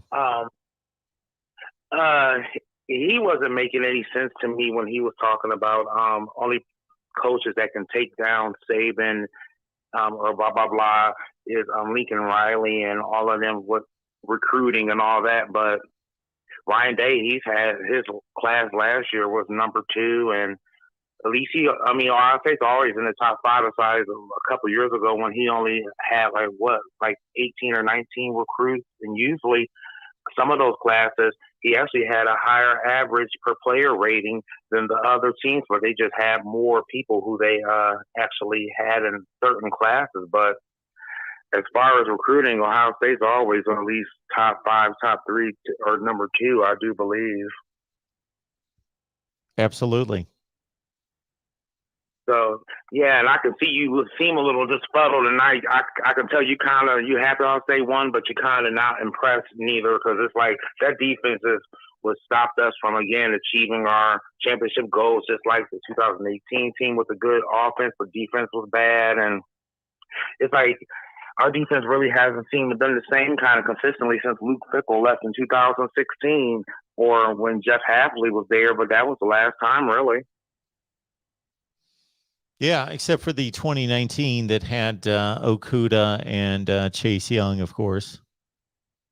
Yeah, I forgot about that. Yeah, 2019 with Jeff Hafley, and then after that, it seemed like Luke Fickell was the last times when the Ohio State defense was really, really how we were accustomed to having it be. And this year's offense was great, but it kind of reminded me of 2018's a little bit. Like, we could pass good, but the run game was very inconsistent with that kind of talent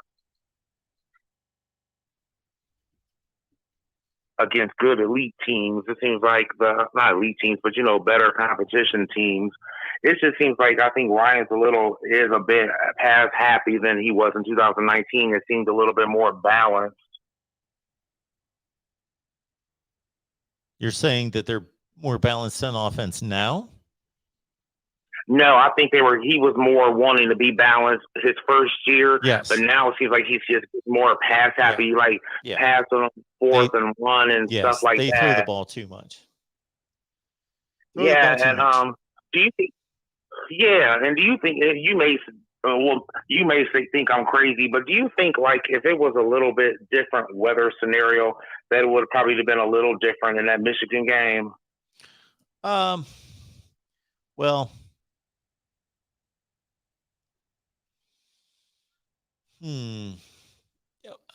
I don't think there's any question. Yeah, I don't think there's any question that good weather favors Ohio State over Michigan. Sure.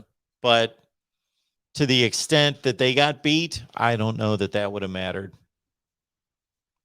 I think they got cocky with their offense a bit, knowing that they're blowing off of hearing all the hype. And they just seemed a bit dry, and they beat Michigan so many times. And they didn't, I don't think they really took them as serious, really, as they thought. I think they were acting like how Clemson kind of came in a little bit dry last year against Ohio State more than Ohio State wanted it so much. Like, they just concentrate on certain teams more and put more effort into it. I think Michigan put all their chips into Ohio State more and just blasé against Georgia, and got shocked about how much talent Georgia had, and they were in for a rude awakening. They didn't prepare as hard as they did for Ohio State, I don't think. Yeah, I think that's human nature.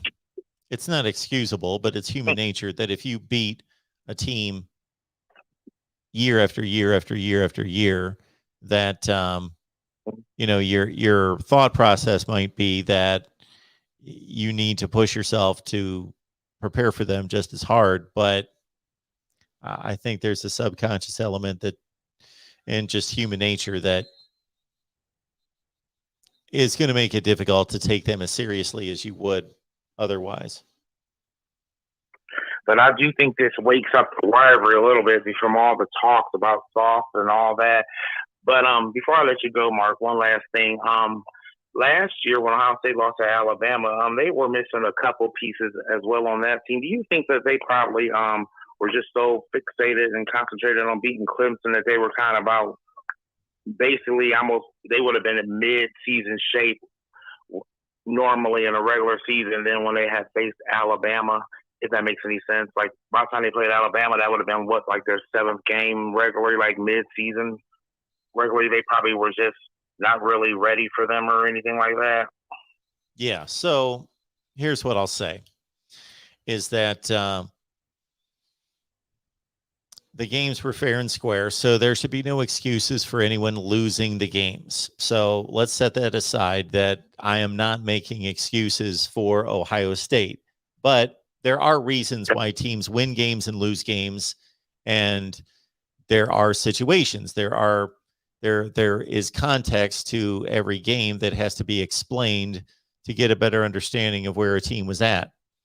I do think that while many of the people covering college football last year were focused on Ohio State being given preferential treatment getting into the playoff with fewer games played, does anyone really believe that the Maryland game and the Rutgers game and the Illinois game and these games that Ohio State missed were going to prevent them from getting to the playoff?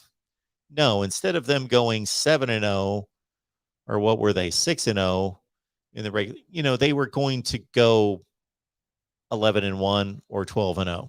Okay. The way it hurt them, so everybody was focused on how this schedule was benefiting Ohio State because they weren't risking losing, plus they were staying fresh. I would argue that it was hurting them. It was not keeping them fresh. It was not keeping them sharp.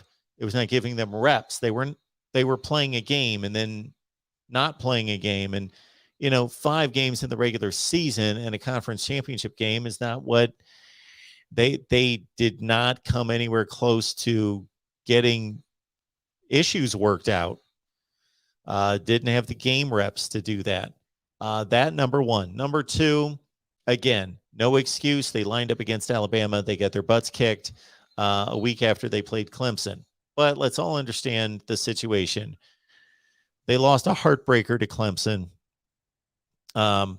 Depending on what your viewpoint is of that game, it could be viewed very easily that they got robbed in that game with a bunch of bad calls. There is no doubt that they were hyper-focused on beating Clemson. They poured everything that they could into that game.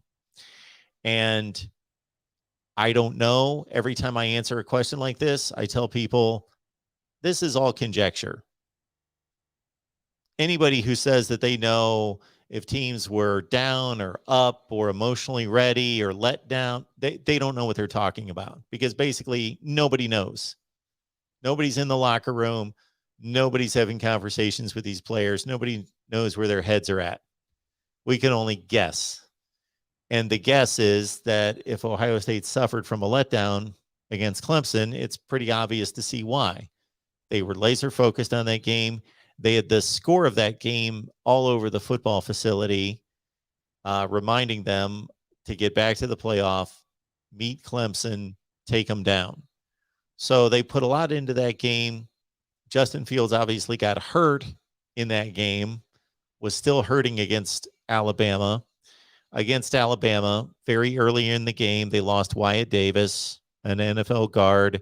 On the first play of the game, they lost Trey Sermon, who had obviously just had 2 remarkable games against Northwestern and Clemson. And they also lost, in addition to a number of guys in the secondary, which disallowed them from really playing the type of coverages that they could against Alabama.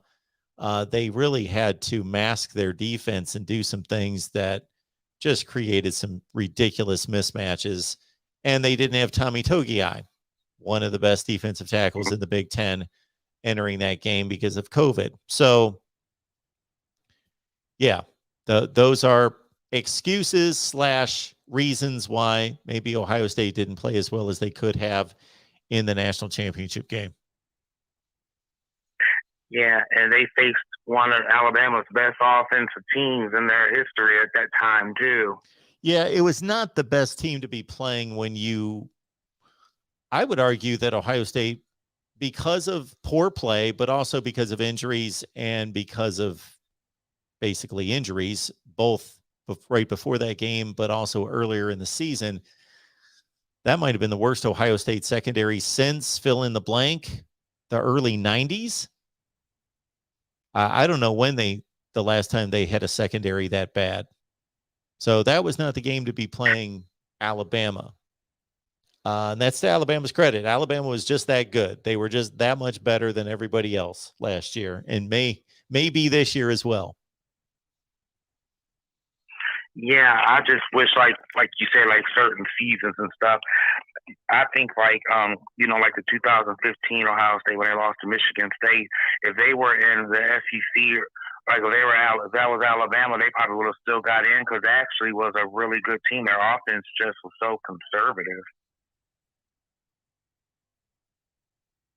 Or just didn't pass for some reason. I really never understood that season with all that talent they had, and they didn't run Zeke and, like you said, shoulda, coulda, woulda. But that really sucks certain seasons when you know you had a really good chance of winning it all. Yep, absolutely. Basically, and that's what we do here is we just try to give context, and the results are the results. And unless there is some horrible officiating decision made at the end of a game that decides a game, the results are the results. And but the discussion is that we give context to it, just like we will during bowl season. We'll look at everybody's record and say the SEC went 7-6. Well, what does that really mean? And we'll try to give it some type of meaning. Just because they went 7-6 and didn't go 8-5 doesn't mean, that there has to be some understanding to all the games. I'm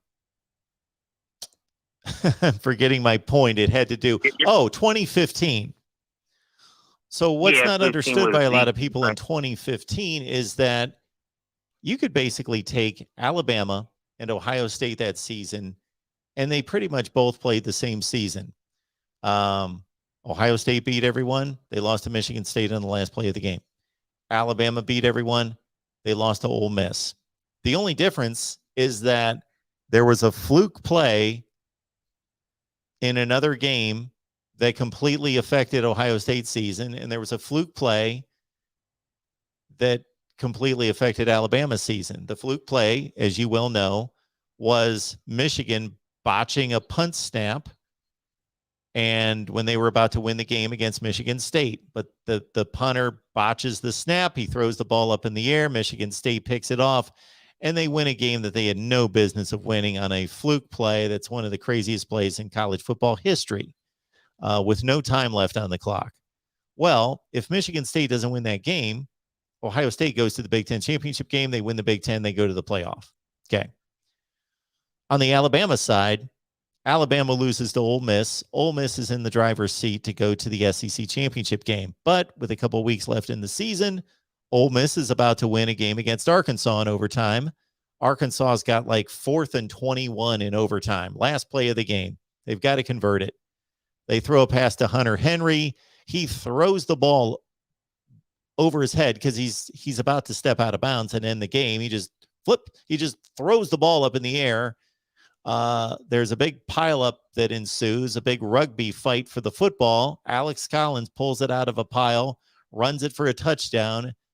That knocks Arkansas 52-51 in overtime, knocks Ole Miss out of the SEC championship game, moves Alabama back into the SEC title game, and they have the opportunity to make the college football playoff. Those are some of the things that happens in sports sometimes.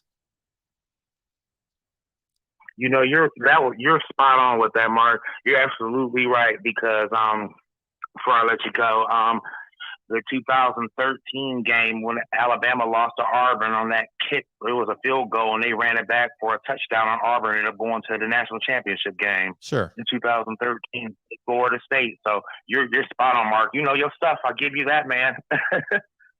Well, I appreciate the call. I appreciate it. Thanks so much thank you so much for taking my call, and you have a good one. I hope we smile better with the defense next year. I'll say. Well, have a good one. You take it easy, my man. Yeah, you too. Appreciate it. Bye-bye. Bye.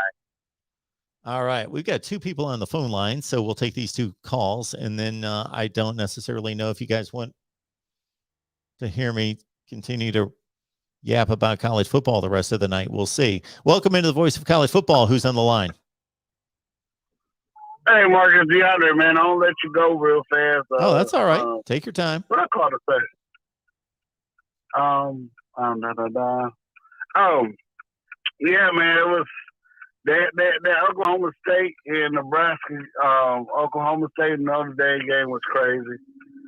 I was kind of disappointed in Notre Dame's final with 2 quarters, the final 2 quarters. Like they didn't do anything. So I was kind of upset about that game. So let me tell you something that's half the funny of betting. So I was doing live betting, right? Yeah. So I was doing Ohio State and Utah game. So I saw that I knew Ohio State was gonna come back because Utah couldn't cover their receivers. Man, I got there and I hit the wrong button and put the under. I was like, man, I can't believe I did that. So I Yeah. lost $100 on that game. What was the over-under on that game? I don't know. But I know I hit the wrong button. I was mad. But yeah, I was really upset about that one. I was at halftime. I was like, man, I can't believe I hit the wrong button. But it's all good though, you know. Hey, you enjoy it. Mistakes like that are gonna happen. So you know. But Mark, I ain't gonna hold you alone, man. You've been online all day, so you take it easy, and I will get up with you later. Well, DeAndre, I appreciate the contribution, man, and call back anytime, and we'll talk some college football. So thanks so much for that. We'll talk to you later. All right, Mark.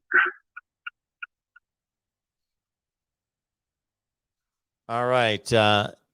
Actually, before I take this call, I'll just mention, as DeAndre brings up the point spread on the Ohio State Utah game, that I picked the Buckeyes to cover 3.5. So I wasn't too happy with them gaining a 1st and goal at the 2-yard line with like 35 seconds left in the game. And I know that their kicker's perfect this year, or he's missed once, or he's perfect. Anyway, I think 21 for 22, or maybe 22 for 22. So I get it. That's the conventional play to make, but you're rolling on offense. You get it down. There's 30 some seconds left. You could run a play or two, maybe cover the spread would be nice. Huh? You were right there to cover the spread. Would have been nice. All right. Welcome into the Voice of College Football. Who's on the line? Hello, it's me, Roberto. Roberto. That was a fascinating game in the Rose Bowl, wasn't it? It was. It was a heck of a game. Well, what do you think beats the best bowl game of the year? This game, that game, or the Purdue game? Well, I think I would say Purdue. What's yours? Yeah. Say Purdue. 6-1, half a dozen the other. I don't know. I guess Tennessee and Purdue kind of struck me as a better game, or just more exciting. I don't know how to put it. They obviously went to overtime. That's a different element. The throws that Stroud was making and the receivers were making catches on, for as good as Aiden O'Connell is, that was an extra level of play. Yeah. I would say Purdue beats it because I guess, it went into overtime and the big stop on 4th and goal and then game-winning field goal. While, that last minute from, I guess the last few seconds of the Ohio State kind of rubbed me the wrong way. Okay. Because, they were like at 2nd and 1 and they were clocking all the way till 12 seconds. Till 12 seconds. And Ohio State called the final timeout, kicked the field goal. And that was just a little questionable clock management by Ryan Day, because in my mind I was like, I swear to God, if Utah returns the kickoff, I would not be very happy. Which they already had. Yeah, exactly. They already had. And I think they had one that put them inside the 40. I think when they had that game-tying drive. Yeah.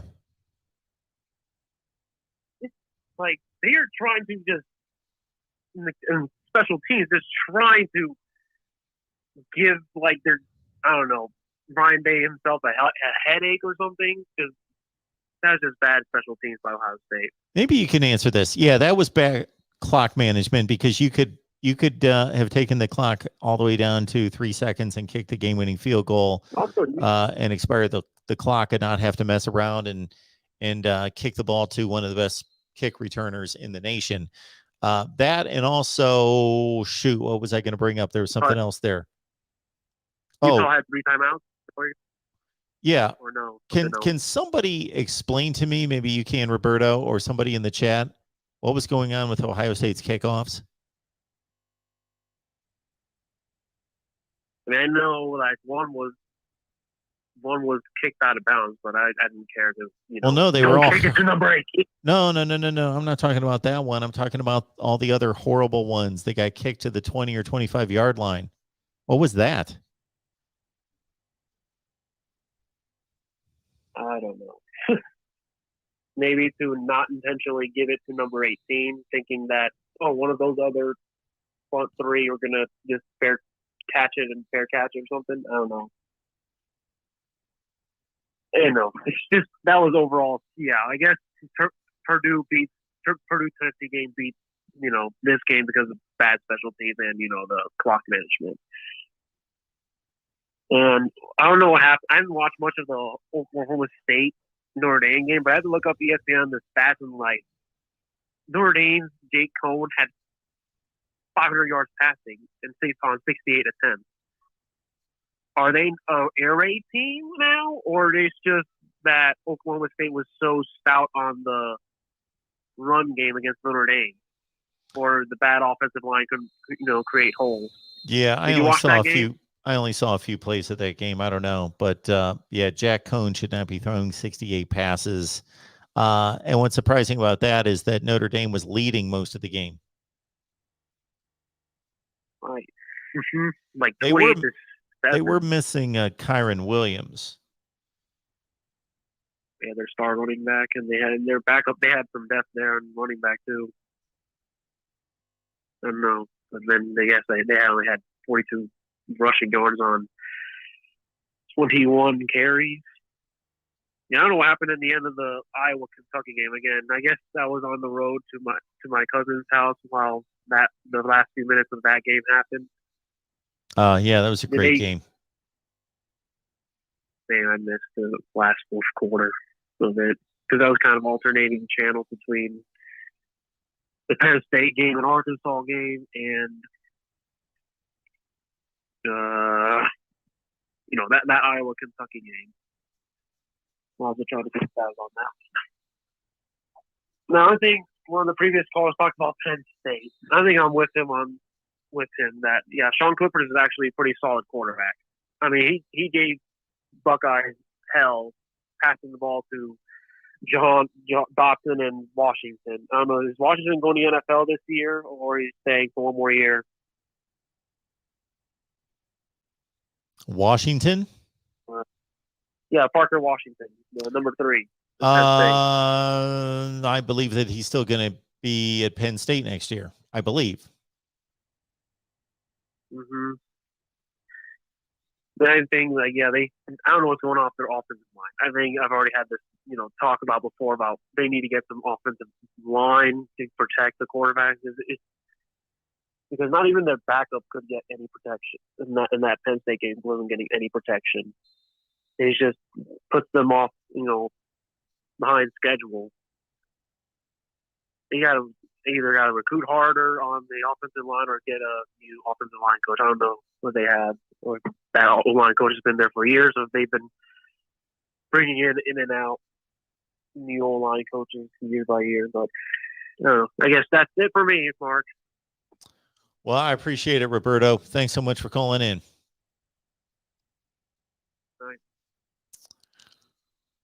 All right, folks. I had all sorts of ideas on videos to produce in the next few days. So we've got, after this Baylor Ole Miss game wraps up, we've got a Kansas State LSU. Who are they playing in the Texas Bowl? Texas Bowl Tuesday night. That's kind of weird, but it does give us one college football bowl game between now and the national championship game. But so we'll be all over that. Of course, Alabama, Georgia prep. We'll be talking those two teams constantly. And we will release our 1 through 130 rankings right after the season's complete. Also, a number of other things have hit me in regards to maybe running down the top 10 bowl games, maybe some of the moments from the bowl games that were exceptional. Already starting to grab some of these teams and looking ahead to 2022 to see, okay, well, this is the way they finished. This is what happened in the bowl game and who stood out in bowl play and how it projects to 2022, who they lost, what they need. And we'll do all of that as well. Should probably break down the top games of 2021. We could do that as well. Look ahead to the 22 schedule, break down some of the top conference and non-conference games for 2022, and on and on and on and on. We will do all of that and more. And of course, keep track of recruiting, keep track of the transfer portal as well. If there's a team that you love and we've got a team channel for them, please subscribe, whether that's Alabama, Texas A&M, LSU, Auburn, Tennessee, Georgia, Florida, or that could be Florida State, Virginia Tech, Miami, or Clemson in the ACC, or Ohio State, Michigan, Penn State, Nebraska, Iowa, or Wisconsin out of the Big Ten, Oklahoma, Texas out of the Big 12, Notre Dame, or Oregon, or USC. So pick out your favorite channel, and please subscribe right here, the Voice of College Football. Our next channel that we're focusing on to get to 1,000 subs would be Alabama and Notre Dame. Let's get those two channels to 1,000 subs here at the Voice of College Football. And that would be phenomenal if we could do that. Leave any kind of requests that you have for content at MarkRogersTV at Gmail. Also, please sponsor us at MarkRogersTV at Gmail. Let me know if you're interested in sponsoring. And if you have no idea what that could possibly do or benefit you, please hit me up at MarkRogersTV at Gmail. We'll have a conversation and talk about sponsorships. All right, folks. I appreciate everyone being here. I remember last college football, New Year's Day and playoff night, we had ridiculous numbers on here. I think I just have a hunch that people are just a little burned out on the same teams winning and a national championship game that a lot of people saw coming for a long, long time. For as unpredictable as we talked about this college football season being, which knocked out Ohio State, that knocked out Clemson early, that knocked out Oklahoma, still produced Alabama and Georgia in the national championship game. So, also, I've got a lot of playoff-related videos coming, meaning there's been a proposal by our guy, Matt Zemek at Trojans Wire, that I find very interesting. I want to do some research, though, to basically take his idea and plug it into the various years in college football, starting with 2021 and going then backwards to see how this formula would have played out for a playoff. So be looking out for those videos as we serve up various college football playoff scenarios, different formats, whether that be the +1 or an 8, 12, or 16 team playoff. I'm going to unveil again this offseason. We're going to give you conference rankings. So as soon as Georgia and Alabama step off the field, I'm going to run through my 1 through 130 rankings within a few days after that, and also unveil conference rankings. So we're going to boil down, and I might do this year. It's going to be a little bit more difficult. So Baylor has eventually, obviously won the Sugar Bowl 21-7. Congratulations to Baylor, finishing at 12-2 and safely within the top 10 in the nation. Unfortunately, we didn't get to see a Sugar Bowl with Matt Corral at the controls for the Rebels. That said, though, I think there's a lot to explore in regards to, I'm going to serve up my playoff system. So I'm going to serve up my scheduling fix in conference and out of conference, and then also my playoff system. And so, of course, we'll have much to talk about there. and then also some various playoff systems that have been proposed by others and how that would have looked this season, last season, the season before, the season before. And DeAndre, if you're listening right now that we're getting close to the off season, once the off season hits, we'll do some more videos on disputed national championships. Some people love that. They don't rank too well. They don't rate and get a ton of views. Historical stuff typically doesn't. But for those of you who love the historical look at college football, I will get back on that. We've already looked at, let's see, I broke down 1983, 84, 90, 91, 96, 2000.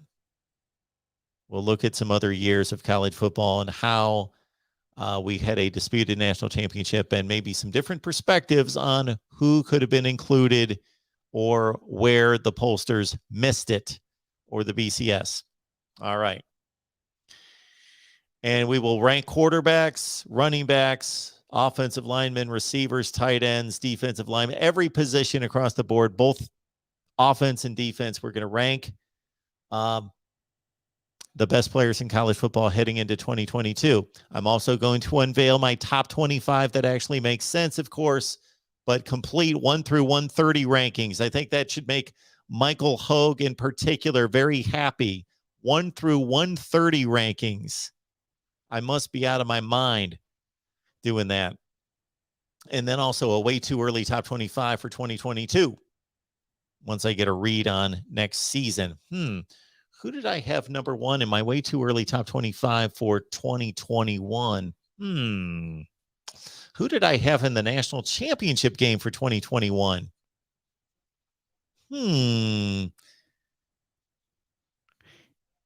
Come to think of it, who did I have in my national championship game for 2021? Who did I have in my national championship game for 2020 before the season started? Could it have been that I picked Alabama and Georgia to play in the national championship game this year? Could it have been possible that I picked Alabama and Ohio State to play in the national championship game last year, back in August? Might want to investigate that.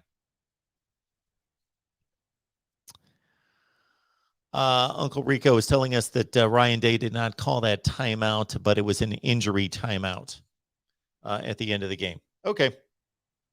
Gotcha. But what I'm questioning, Uncle Rico, is that I thought that this is what I get for watching games with other people, and it gets my mind off the game, and I don't understand the circumstances all the time. Anyway, the other thing that's got to be taken into consideration there, though I still believe that it was second down, I thought that they were going to run one more play and center the football. Number one, take time off the clock. Number two, center the ball. So I didn't understand why they didn't run one more play to center the ball between the hash marks. And then also, because he had a kind of a angled kick there to take, and then also to take the time off the clock so that they didn't have to kick off.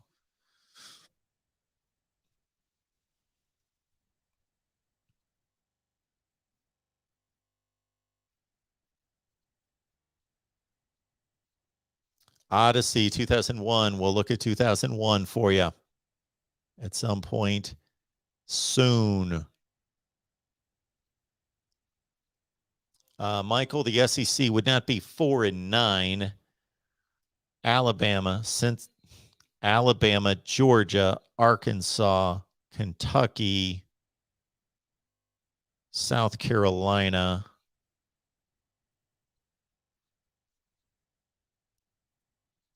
Five wins. Am I missing anyone? 5 wins. Florida, Missouri.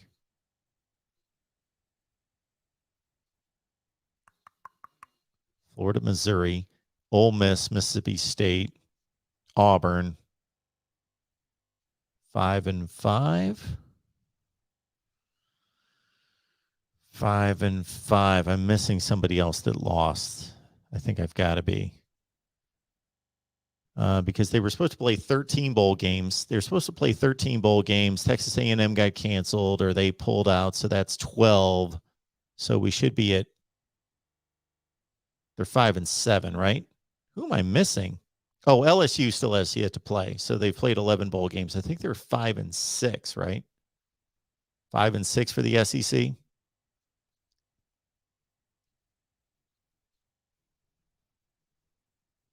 Oh, Tennessee. So Tennessee lost. Yeah, they're 5-7. Yes, Eric, I believe we've got a Tuesday night bowl game of LSU and Kansas State. Do you guys care for any recaps on these games? I shouldn't even ask that. You know what? Bite my tongue. Anytime I say, would you guys like videos on, you always say yes. And then they're not necessarily popular videos to do. So, yeah. Mahdi is saying, hey, Mark, I rooted for Ohio to beat Utah. Was that Ohio that played? Is there something wrong with the color on my TV? That was the Bobcats? The Bobcats beat Utah. Really? Utah playing a MAC team in the Rose Bowl. Okay. I got trashed in Twitter by Spartan fans. Can you explain that? Is that what they call little brother syndrome, or is it pure stupidity? I don't know what to tell you there, Mahdi. They're your rival. They're always going to look for a way to trash you and a reason to trash you. So I guess Michigan State fans did not root for the Big Ten in bowl games. They don't root for Ohio State. I don't know.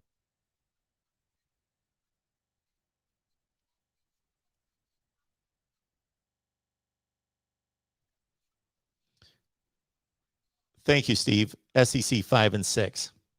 So what's going to be difficult is what I've done in the off seasons past is I have reviewed and analyzed all the results, both regular season and bowl games, between the Power 5 conferences. And then I have seeded the teams and I have developed a system in which the games are ranked. The weight of each game is ranked. So think about it this way. Michigan's the best team in the Big Ten. They beat Washington non-conference. Washington was, let's say, the 9th best team in the Pac-12. Well, the Big Ten champion should beat the 9th place team in the Pac-12, right? So that game is given less weight, far less weight than if Michigan would have beaten Utah. Okay? So follow me there. And I have a weighted system. You'll have to see the math when the videos come out. And anybody that was here, Cheryl, Michael, others, last offseason and the offseason before and like 7 years before that, this is what I do every offseason. And I've got a system that weights each game based on the seeding. So if a 5th place team, let's say in the Big 12, beat a 5th place team in the ACC, that game is given 1 point. It's a weight of 1 because it's a like seeded game. But when a 5 beats a 3, it's given more than 1 point because a 5th place team in one conference beat a 3rd. And then we go through the whole metrics and we determine which conference not necessarily is the best, but which conference played the best football, had the best results against the other 4 conferences. I'm starting to think this is going to be a nightmare if I try this, but to not only do the Power 5, but to do all 10 conferences.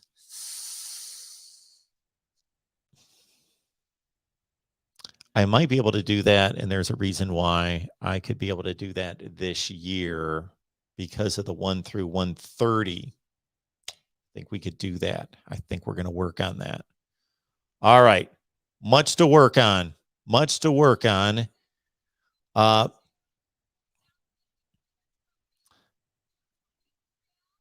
If you guys haven't picked up on this, I think I mentioned this from time to time. I eat sugar like it's, I don't want to use the term going out of style because that's very generic and cliched, but going out of style. Ice cream, cookies, those are basically the 2 things. Just, I can polish off a package, like a party size package of Chips Ahoy like that. Okay. I'm trying to get away from sugar, and the only way to do it. And so my son was over tonight. We're watching the Rose Bowl. He says he's cutting out sugar for the next year. Well, I think that I might be more effective in reaching those kind of goals if I just take it day at a time, day at a time, day at a time. I was once reading a book in which the author was basically talking about a goal that they had that just seemed insurmountable. It just seemed too difficult.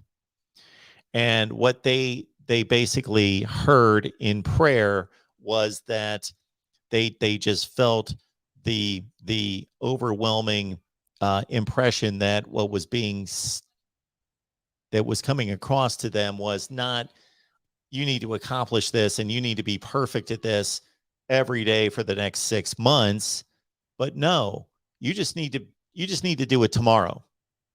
Just worry about tomorrow. That's it. Tomorrow.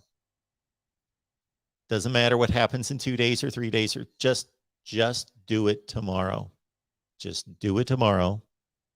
Then, you know what? Once we get through tomorrow, then the next day, we'll focus on the next day. Don't think about this being a 6-month thing or a year long. You guys probably don't want to hear my New Year's resolutions. All right. So if you have them, do your best. If you fall off the horse, don't beat yourself up. Just get back on the horse.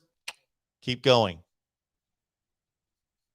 Cheryl's not going to cut out coffee. Well, I'm not talking about cutting out all sugar. Like, I'll have a glass of orange juice. Things like that. Tony, come on now. You're better than that. I know you hate the SEC, but you're better than that. We know how good the SEC is. Dependent Fanatic, SEC is the built-in advantage of local talent. I talked about that the other day.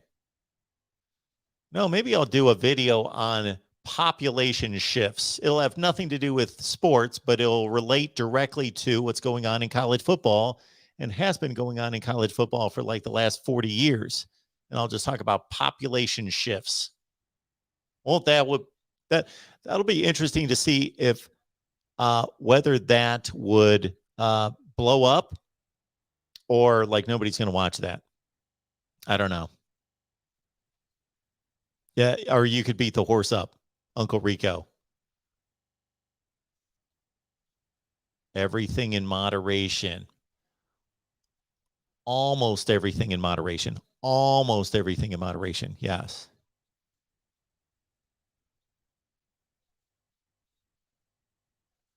The Bird's Word says, hit the like button. Thank you so much for that. The Bird's Word, appreciate that. Mark is awesome.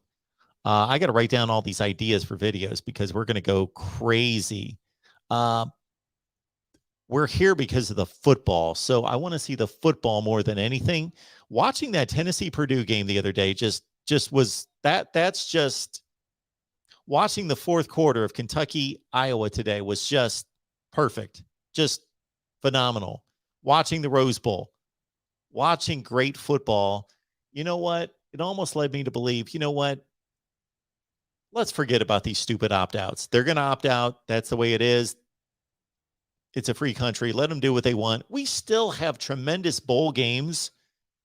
And if it's the second best wide receiver at Ohio State, not the best wide receiver, it's the backup defensive end at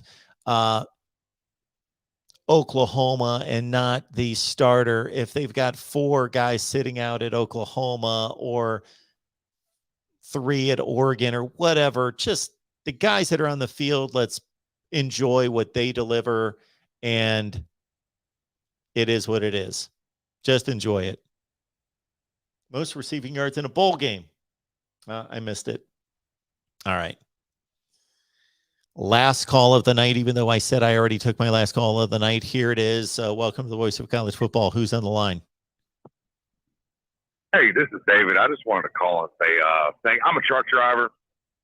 Yeah. And your live videos bring me so much entertainment.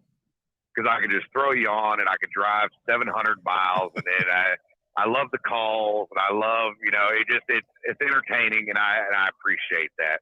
And I just wanted to call and say, as a SEC fan, and I know everyone hates the SEC, I get it. I think it's fair to say we had a little bit of a down year. Yeah, Kentucky had a good year. Yeah, Arkansas had a good year. Texas A&M is growing into something that is, good, But when you got LSU and you got Florida and you got some of especially LSU, and I'm a Georgia fan, so I have no dog in the fight when it comes to LSU, but especially LSU. And when LSU is down, as bad as they have been the last couple of years, there's definitely a shift in recruiting, but also it's just, I don't know. I don't think across the board the SEC was as good this year as they were in years past. I think that's fair. So when people are going to sit here and trash the SEC, I understand this year, yes, we were not as dominant across the board. And yeah, Arkansas kind of filled that spot a little bit. Texas A&M is filling those spots a little bit. But across the board, I would say, no, we were not as dominant across the board this year. And you see it within the bowl games. Well, there's a fan with some intelligence. There's an SEC fan who still understands that it's probably still the best conference, but just didn't have a great year this year. And that's what we try to bring, as you know, from listening to the live shows and all the videos, that we just try to bring some context to everything and try to find the truth. And the truth is that it's most likely still the best conference and has been forever. But yeah, the Florida's down, LSU's down. I wouldn't say forever, but for a long time. When I say yeah. forever, 15 years or so. Yeah. Something in that range. There you go. And you were going back to population shift, and being a truck driver, my whole life I spent on the East Coast. I never crossed the Mississippi until I became a truck driver. Okay. And where I grew up was a very mixed cultural place. Macon, Georgia, it's 50-50 down the board. Doesn't matter what skin color you are. There's a lot of different races intermingling. When we go out to Utah, I walked into Walmart the first time I went to Utah, and I said, oh, my God, this is totally different. You know what I mean? It's just, and when you have a higher population of athletic, I'll say black people in the South, and I'm sorry, you're not going to get a guy from Missouri or a guy from, not Missouri, I apologize, Montana, okay? He's not running a 4.240. It's not happening, dude, but you got a guy down in South Florida, you can see that everywhere. Yeah. You know what I mean? So sure. I think a lot of it has to do with population, and I think a lot of it has to do, like you said, everybody moving into Atlanta, and that creates interest within the program for Georgia and surrounding areas. And I think a lot of it has to do with what's in the population, right? Well, what do they have to offer in that area, right? You also don't have IT guys in the South, but you got tons of IT guys in California. And, if you look at anything, you can kind of point and pick, especially traveling the country for the last couple of years. Everywhere is different, and that's beautiful. And that's what I love about the country. But I'll say that the SEC, I truly believe the reason why the SEC recruits so well is because you have the talent there. You don't have to go across the country to get the talent. Yeah, that all makes sense. Absolutely, it does. And another thing I would like to just say, congratulations to Baylor. I love their head coach.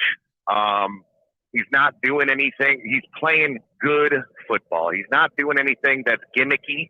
Kind of like what the other guy was saying about the Penn State head coach, and he's trying to do these things. Like he said, he kind of feels like he's still a Baylor, and I understand that. And I kind of see that a little bit with Tennessee right now as they're doing this hurry-up offense, and that's great. But I don't know if you watch. I know you do because you know the man, Uncle Lou. And I don't agree with everything Uncle Lou says. I think he's hilarious, though.